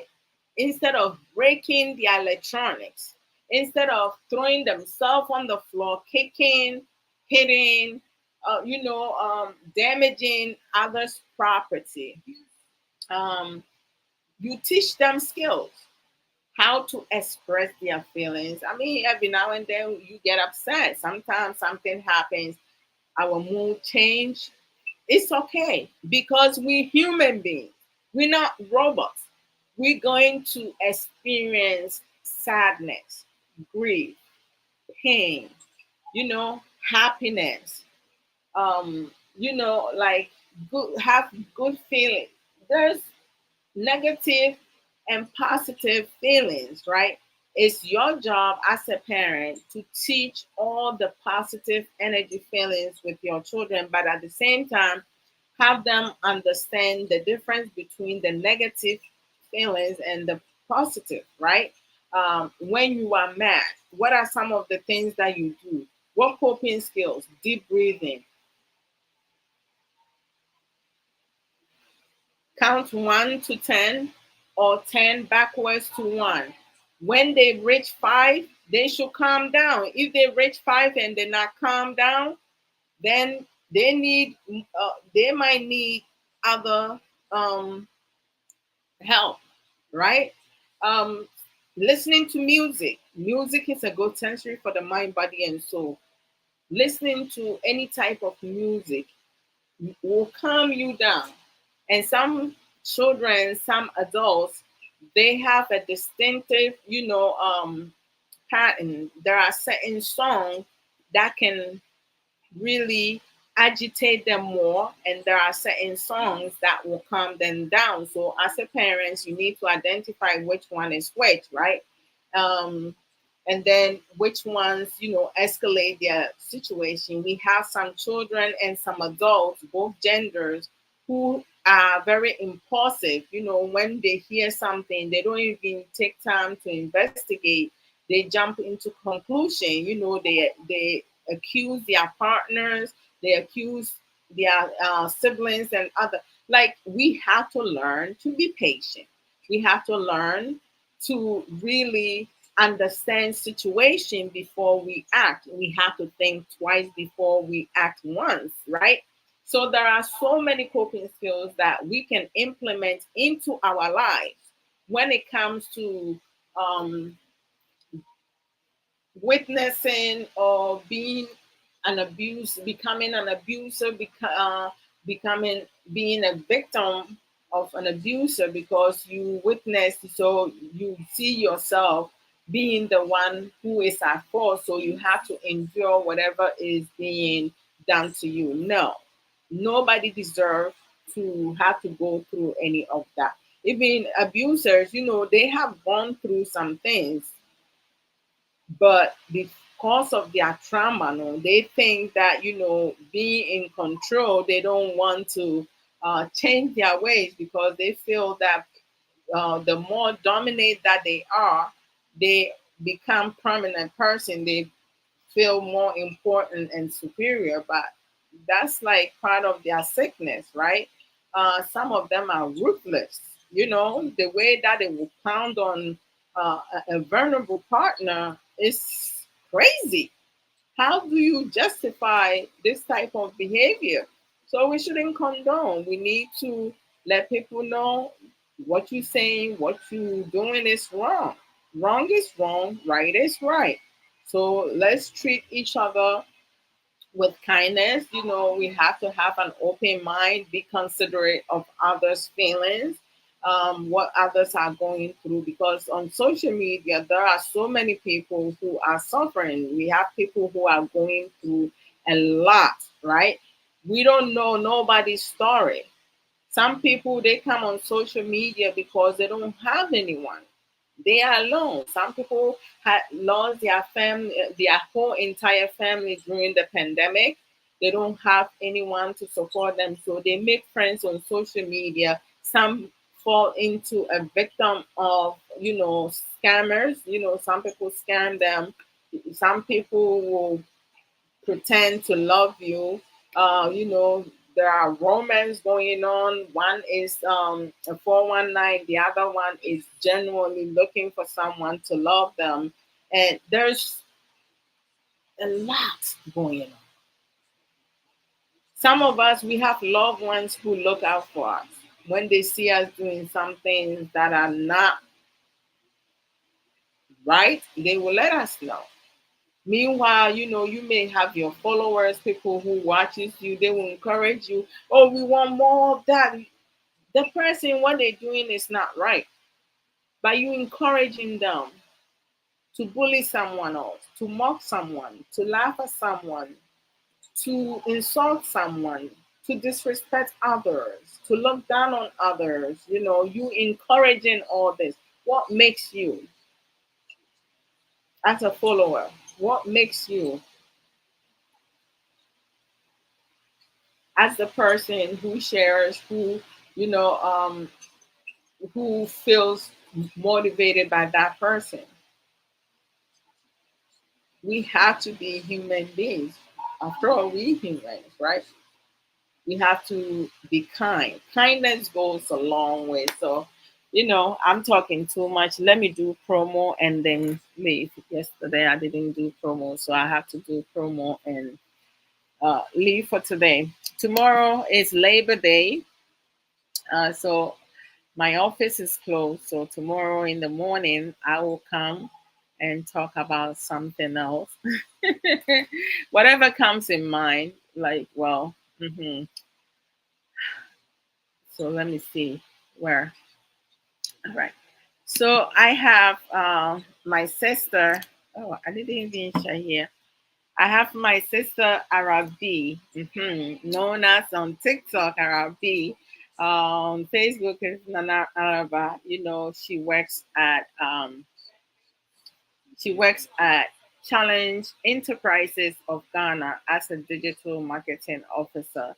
Their website is www.challengebookshop.com.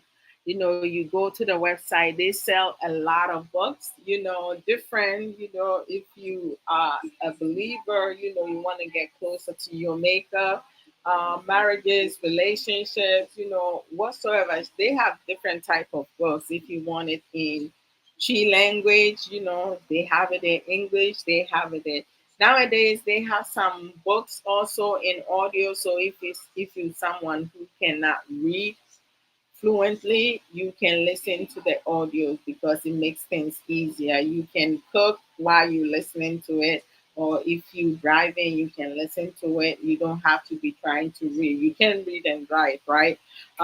So let's support our sister Arabi, Nana Araba, reach out to her and she should be able to provide support. If you have a business or you have something brewing and you want her to help you promote your business or whatever you have, you're trying to implement, advertising that for you.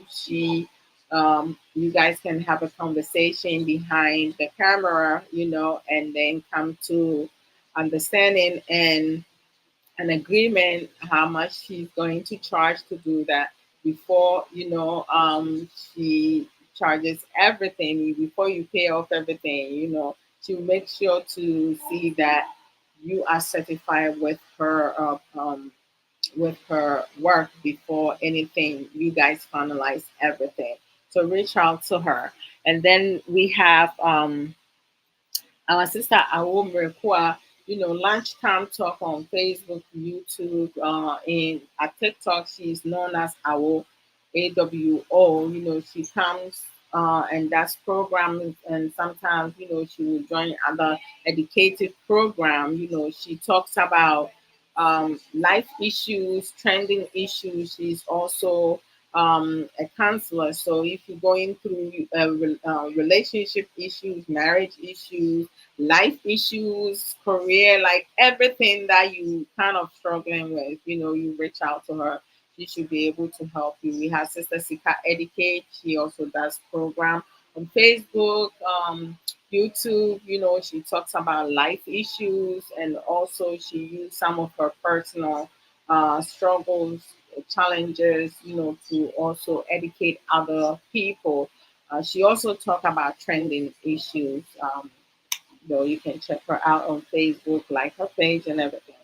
We have Sister Angelina Ba, our 21st century nurse one. Her Facebook page is known as Angie's Talk. She talks about mental health and our wellness. A lot of our guys, you guys don't take care of yourself when it comes to going to see your general practitioner, GP, your physician, your doctor. You don't go and get checked up on a yearly basis. Please, please, please, please, please check, go see your doctor at least every year, okay? Because don't wait till you sick before you go, because sometimes it might be too late. From 45 going, our man, you guys need to go do your prostate, okay? Go and get yourself checked out. Don't wait till you in your 60s, 70s. No, because prevention is better than cure. Our our women, make sure you see your gynecologist, making sure when you go, don't be shy, tell them everything that's going on. You need to take care of yourself. This, we don't know what goes on our inside. We see what's going on in outside. If I have rashes in my face, I will know. So I will do something about it. I will go see my dermatologist to make sure that, they give me a prescription to use it, to soothe it out, and making sure that it doesn't spread, right? But what goes inside us, we don't know, right? So we need to take care of ourselves, because when you look at statistically, our men, most of them, pass on earlier than women, right? Because most of our men are working, working, working, taking care of women. Women, you got to take care of yourself too. We all human beings. We all equally important. So y'all take care of yourself, and us, we're gonna take care of ourselves. So you guys need to do better. Mhm. So our mental health is important. Well-being is important for both genders, right? Uh-huh. And then we have our sister, Belinda Ejare. Sister Belinda Ejare. She has an African store in New York, Bronx. So if you come from upstate or you visit New York, stop at the Bronx. Her store is in a good neighborhood. It's at the store is known as BNB African Caribbean Market, which is located at 1163 Boston Road, Bronx, New York 10456. GPS, you can put the address in your phone. If you're driving, taking Uber, whatsoever, you go over there, to get the best African food to support our sister Oba Belinda, uh, mhm, to support her. And then we have our sister Sage Williams. Some of you who have followed me on Facebook, and here you have seen me wear a unique T-shirt, right, with different patterns, design, very authentic T-shirts. Sometimes it has kente, or like the clothing pattern, patch in the front. Um, it does not fade. I have some of them, I have wear it multiple times. The color is the same. The neck does not expand. It stays as it is. Boss twin, thank you. It stays as it is. Oh my gosh. Thank you so much. The like the t-shirt, if you are a family oriented, you go on picnic, you and your partner and children. If you have children, you guys can wear the same color of t-shirt, or you can wear the same patterns with different colors, your favorite colors, of course. If you are in an association, You guys can basically, buy those shirts and wear it to also promote her shirt. She also sell dresses. The dresses, 85% of the dresses that she sells, is one size fits all. So it don't matter if you tall, short, slim, or big, you can still fit in there without having to feel like feel uncomfortable. Yeah. I like buying the one size fits all. The 15%, your waist needs to be 32. So if your waist is bigger than 32, then you won't fit into it. So you can buy the one size fit all. She sells cream. I have been using her cream for almost 3 years now. Look at my skin, no makeup. I love my caramel skin. I don't want to mess up because I have never had acne. Like one time I have a pimple here and I busted it. It almost messed up my face, but it's no more. So thank you, Lord Jesus. Yeah. So she also sells jewelry, earrings, um, necklace, bracelet, beads, handbags, and scarf known as duku. Like hats, ready-made hats. Just go to sageshare.com.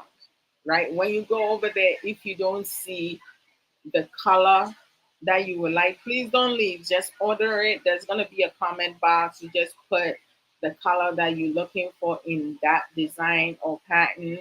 And then your email is a must. Your phone number is optional. Just let her know once you send your order, she's going to respond to you. If there is an item that you purchased that she's out of stock, she will refund you your money, or you can choose to use it to buy something else. But she's good with making sure that everything on the website at sageshare.com is available, right?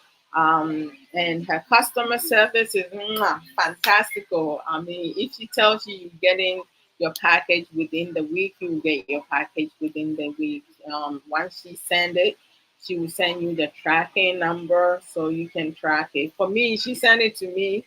I just, I know I'm gonna get it when she say I'm gonna get it, and then she will track it for me. She will text me that day that I'm supposed to get the package, and within that period, I will get my package. So once I get it, I will send her a text, to let her know that, sometimes voice note to let her know that I received the package and thank her. I have not had any issues with any of her merchandise. Is very unique. So go check it out and support our sister Sage Williams. We have Sister Aisha Ankara. She does not do programs, but she also, sell Juice Plus natural supplement. It's not medication; it's a supplement.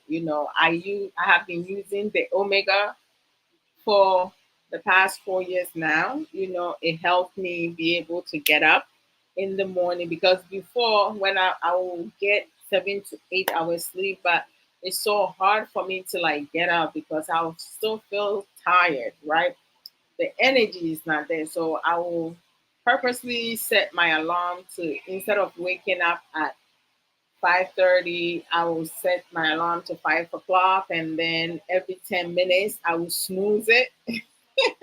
Instead of stopping and getting up, I would just snooze it. And one time, oh my gosh, I was late for work because instead of snoozing it, I pressed stop. So the alarm did not go off again and I was knocked out. So you don't want to, like, rely on something like that. But, since I've been taking the Omega, my routine has gotten way better. I'm not rushing out of the house, I'm not rushing back. I'm taking my time, because when you drive, you have to look at yourself, the best driver. You have to be careful, making sure that your blind side everywhere, because you do have some crazy drivers out there. Some drivers, I don't know where they're rushing to. They be zooming out, in and out, and other people will stop short in front of you. So when you drive behind someone, make sure you leave enough space between you. So if they stop abruptly, you can stop with, before you hit them from behind, because then you'll be at fault as to whether you were paying attention or not, or they stop out of nowhere. You are responsible with your car, right? Mhm. To avoid any accident and stuff. So, um, Sister Aisha Ankara also, she sells kitchenware, um, silver set, the pot, the set. And then she also have the play sets. So if you need new things, I mean, if you spend more money with the shipment than how you purchase the items, she will redirect to elsewhere, because it wouldn't make any sense. She also sell Avon products, but you have to reside in UK in order to buy some of the Avon products from her. Mhm. And then we on TikTok every other Saturday, we have Sister Ya for the Atubra, our author Bako. Uh, we have Sister Ya Boatin Russell, and myself, Adwoa Odo dash Sasu.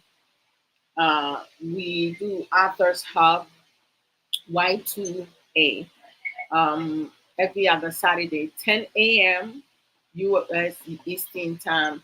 Uh, no, no, let me backtrack. 10 a.m. MST time, 12 p.m. US Eastern Time. And we come and talk about different things. Our mission or goal is to empower ourselves and others. So we talk about different topics. We have spoken about boundaries, setting healthy boundaries, uh, how we can protect our girl child, and so many other topics. Sometimes we may come and talk about one of the pages of our books. Sister Ya has written 5 books. I have one book out. Sister Ya Watima Russell has one book out. So between the three of us, we have 7 books out. Isaiah has the sixth book coming out soon. I'm working on my second book. So, like, you can get any of our books at Amazon. You put in my name, Adwoa Odo, it will pop out. My book is Unveiling My Life, a guideline to breaking free and reclaiming my life. It's about trauma, things that I endure, how I was able to overcome that, coping skills that I have learned that kind of like got me going for me to be the person that I am, where I was, where I am, and where I'm going. Like, and then it has questions and stuff at the end, to help you be able to identify your uh, your trauma, or if you're going through some things, at times, if you are able, we can teach ourselves, to heal. But there are some instances, you may need professional help, whereas you need to see a psychologist, a psychiatrist, just to help you. Some people may require prescribed medication. Others may not. Thank God I never had to take any medication. So I thank my Omega for that. Boss twin, you need help with what?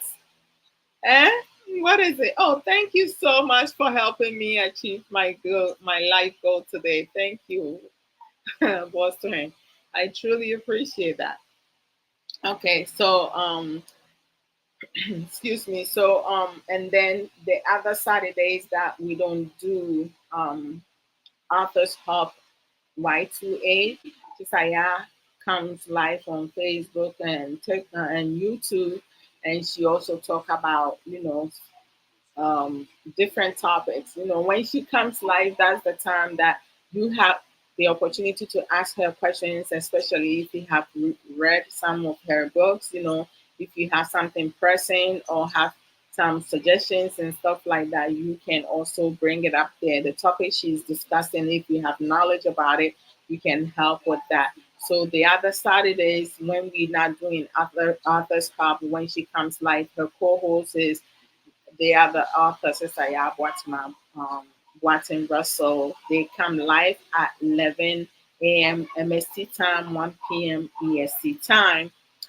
They talk about different topics. Again, sometimes the topic are derived from the book, one of her book um, chapters and stuff like that, and they have a productive discussion. Sister Yas, her Facebook page is Antilla's Book Corner. The YouTube is Antilla's Book Channel. And you can go and like her page. You can subscribe for her YouTube and click on the bell. So when she comes live, you can join her in there. She also have Antilla's Own It Academy, coaching and book publishing services. I mean, for my book, she was my coach. So, and I learned so much. My writing even has changed. I remember, like, when I did my case note one time, my supervisor, we had a supervision, and she told me that my writing has changed, and I was like, huh? And she was like, my writing is a bit different from before. And I was like, why? Is there something wrong with this? She was like, no, it's great because, it has gotten um, more, it has got, she didn't have a problem with my writing before because I always give detailed information.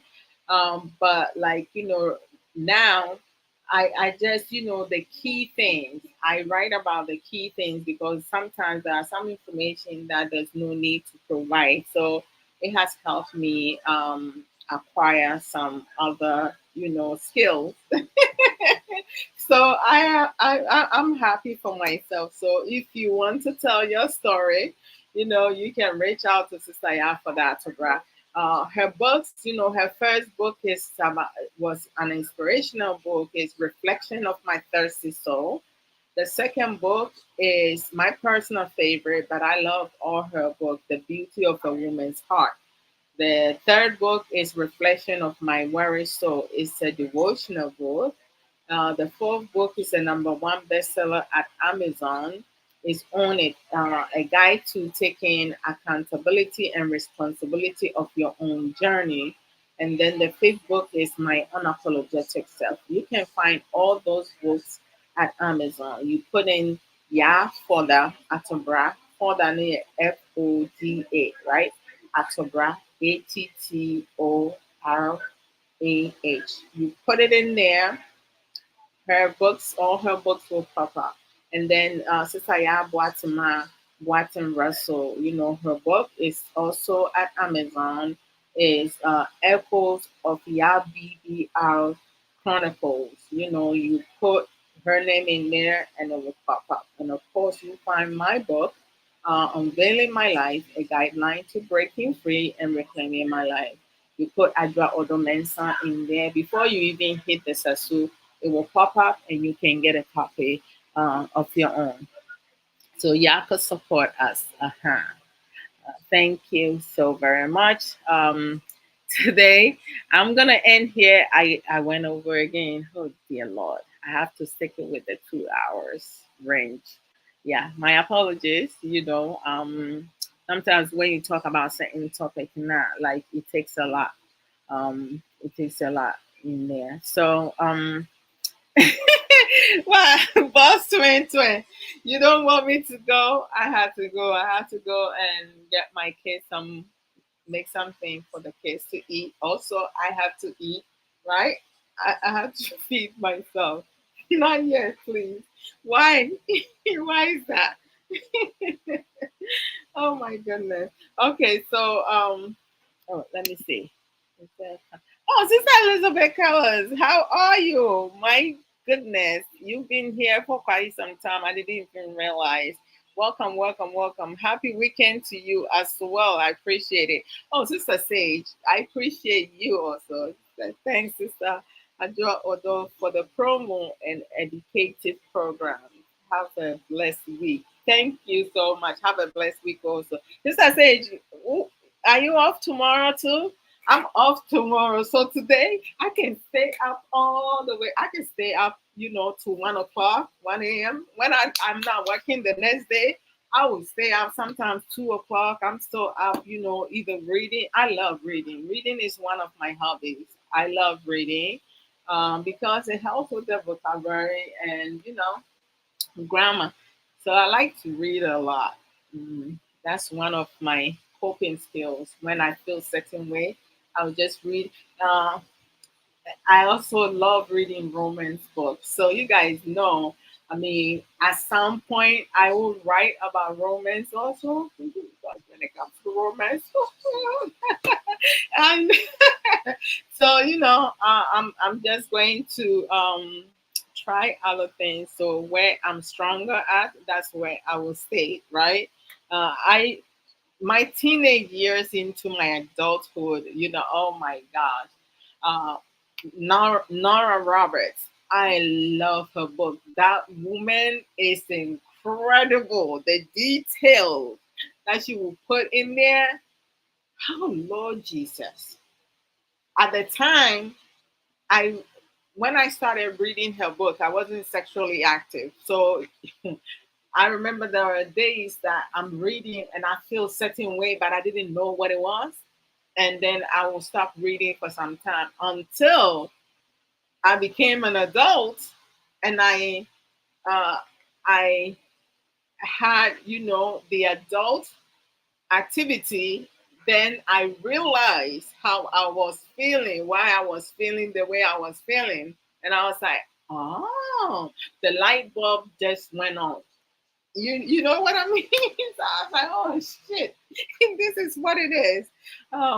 So it's always a pleasure. Like, social media has gotten way better. We do have a lot of intelligent, critical thinkers, people with an open mind who comes, and engage appropriately with other people because sometimes you have people who are home, they are alone, they don't have any families, and you have some people who are in relationship or married and still feel alone because their significant others or like their families don't spend a lot of quality time with them.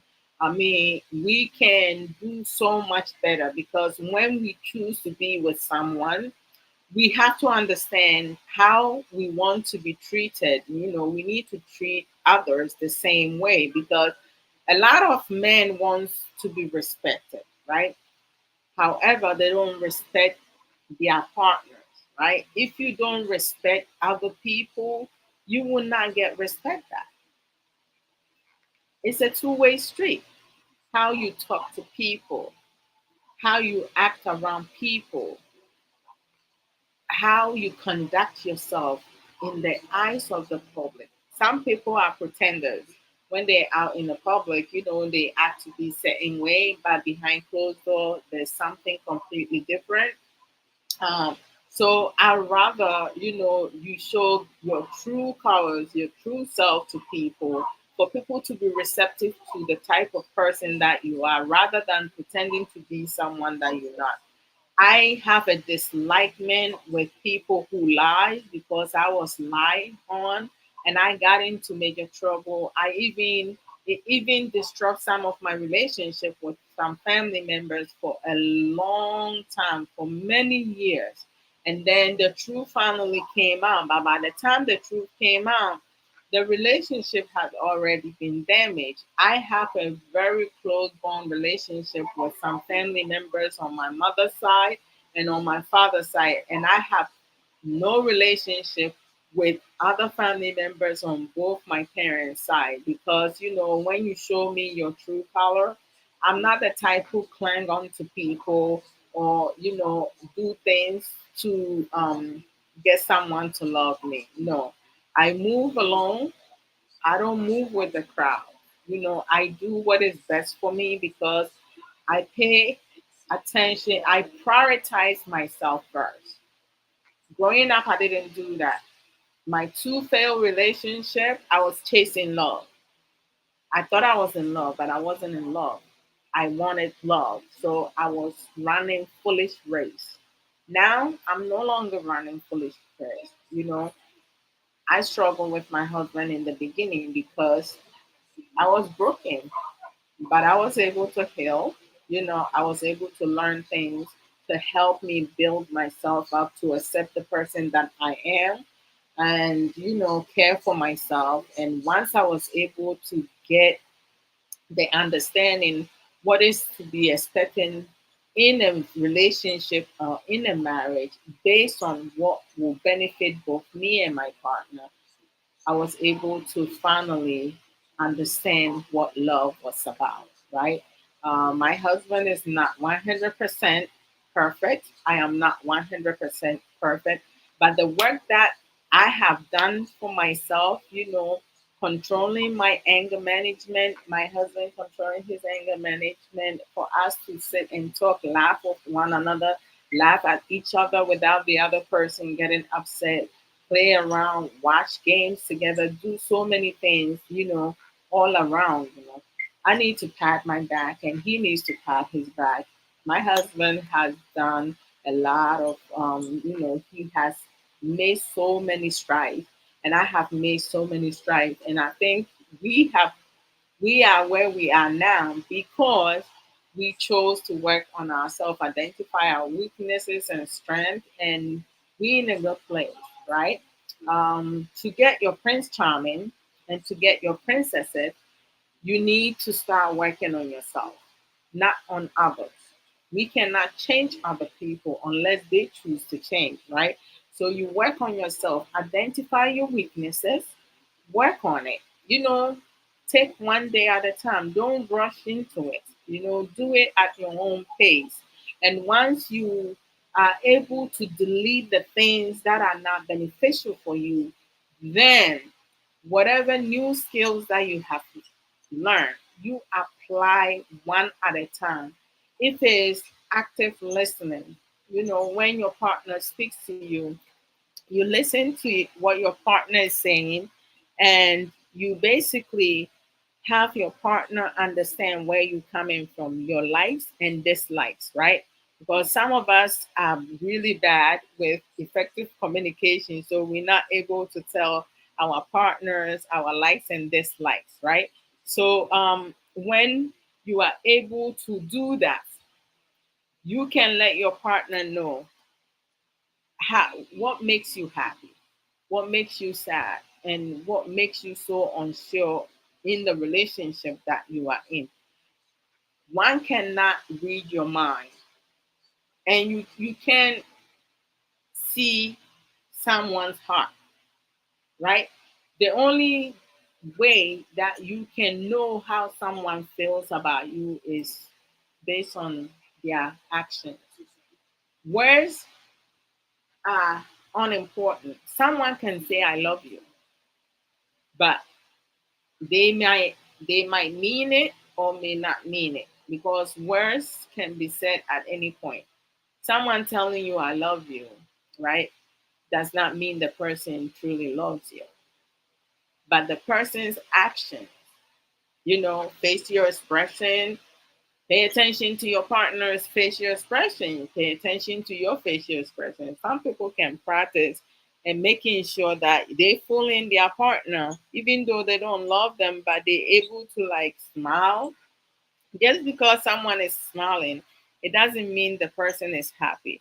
Some people smile even when they're sad, because aside from smiling, they don't know what else to do. It's either they will end up crying or will feel pain. So they choose to smile to make the world think that they are happy, right? Even though they're going through a lot. So we need to be mindful of that and very considerate. Okay, we don't know what others are going through, so we need to be supportive to ourselves and other people. If you don't know someone personally and you don't know what they're enduring, please be kind. Okay,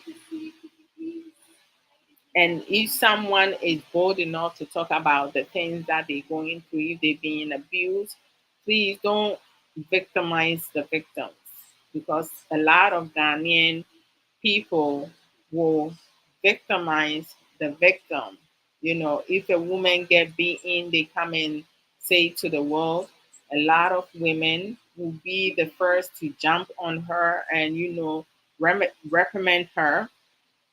But if that person is unalive, those same people, who will put that person down and mock that person, and they will turn around and come and say, oh, why didn't this person, you know, uh, put the person in jail, or, something like that. Oh, goodness gracious. Boss twin. Thank you. Hey, Emrantiahin, you just came in. I'm leaving. I'm leaving. Thank you so much for the gift. Emrantiahin. Thank you, thank you, thank you, thank you, thank you. Much love. One love to you guys. So like, we just have to be mindful. Yesterday I said I was doing jumping rope. Skipping. Dale, I have put on some weight too. To feel like, hmm, before I used to do and cross and do all that. Now, forget about it. I almost look. I have knee braces right now because my knee is bothering me. You enjoy the day off with the fam. Oh, that is incredible. I love that. God bless you. Spending quality time with the family. That's awesome.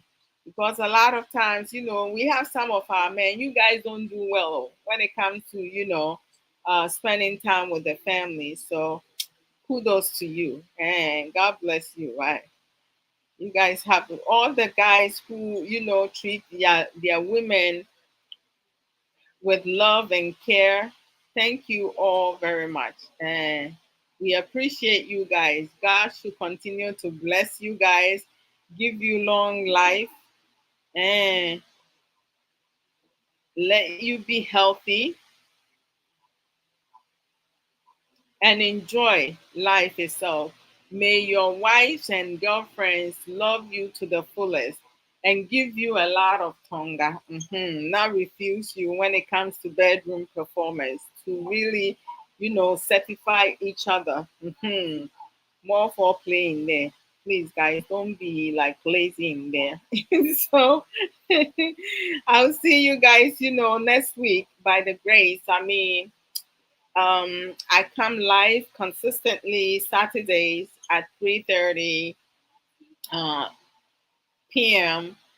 U.S. Eastern Time with Sofa Samuel Koso, Ghana time 7:30 p.m. On Saturdays in marriage lessons. Yeah. But most of the topics are general topics. And then on Sundays, which is the one that I'm doing, is life issues. Abrabo Nsem. Um, Saturdays we do it in Chi. Sundays I normally speak English, to because not all my followers are Ghanaians, right? And sometimes there's not enough time to speak the Chi and translate it in English and stuff like that. So when people contribute, others who cannot understand it can read and have understanding what we are talking about. But if most people are not writing anything and just listening in, whoever comes on who does not speak the Chi may not understand what we're talking about. So like Sundays, I do either freestyle and give an idea what I'm going to talk about, or sometimes I just put freestyle discussion or open talk, and we just talk about that, right? Whatever it is. The only thing that I don't talk about is politics, religion, and I don't condone in insult, disrespect. If someone says something you don't agree, that's fine. We can agree to disagree. You can also share your views without having to disrespect the other person. We have to be mindful because it's not everyone who is here who is in the good space. So we have to be considerate of other people' mental stability, their emotional stability. Some people come here just to be comforted, right? And it, we shouldn't be in a place whereas we bullying other people, disrespecting other people, saying some hurtful things to other people. Someone can really go and unalive themselves because of what someone said to them and stuff. After the pandemic, there's a lot happening, and a lot of people had lost loved ones and stuff like that. So we need to learn to be kind. So I'm going to leave you guys here today. So Saturdays and Sunday, you catch me live during the weekdays in the morning at between 8 a.m. to 8:55 because I start work at 9 o'clock. So I normally, depending if I come on at 8 by 8:55, I will be off. If I come earlier, when I have some extra time, I'll come live, do half an hour or 45 minutes or 50 minutes in the morning. Um, those days, I will just put a topic, something that is pressing, and then I'll talk about it. But I'm not as consistent during the day than on the weekend because I'm off on weekends, so I have enough time to sit and chat and have a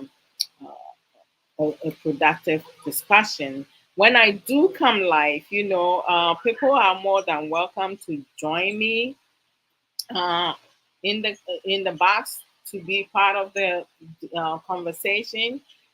It's like I enjoy having more people coming on, but majority of the time, I don't know. People prefer listening than coming through. So I don't know.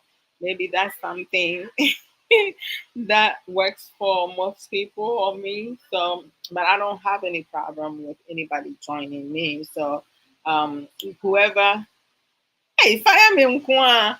I what is a long time no see, sis. And if you guys come on, say hello so I can say hello back. If I don't acknowledge you or say hello to you, please forgive me. It's not intentional. Like most times when I get so zoned in or into a discussion, I normally don't even uh, look on the screen directly because I'm on Facebook, streaming on Facebook, and I'm streaming on TikTok. So it's like sometimes I look one way or the other way. So if people like joining in, it kind of like go up and stuff like that. So I might miss you joining in and stuff like that. Don't look at that as me being disregarding you. No, I welcome each and every one of you. Thank you for every single one of you who tune in to listen in, who share the program, those who gifted me. I truly appreciate each and every one of you. One love to all of you. Um, I will see you guys. Yeah, take care of yourself and your family. It's well with all of us. No matter our challenges, we need to make sure that we take care of ourselves, first. You prioritize yourself. Do self everything, self love, self care, self value. Learn to discipline yourself, value yourself because you are equally important as anybody else. Don't let anyone tell you anything different. So until we meet again, tomorrow I'm home. So tomorrow I'll come in the morning. I'll come live. Don't worry, guys. So if you guys also come on and you have a topic that you would like for me to talk about, feel free to bring it on. And I'll come and talk about it. All right. So y'all could bring up topic. I don't have any problem. Can talk about anything. I'll only tell you guys, things that I don't talk about is I don't do a lot of trending issues unless it's about something serious that is a serious concern. Um, and then no religion, no politics. I don't do any of that. Yeah, because a lot of Ghanaians don't even know how to debate. So when you bring those type of topics, you're gonna hear a lot of insults and stuff like that. I come from a respectable family. My parents, they live their life. They work hard. They retire and stuff like that. And I do not want anyone to come disrespect me and disrespect my parents because it's a no. Mhm. So you guys take care, okay? Love you guys. Bye.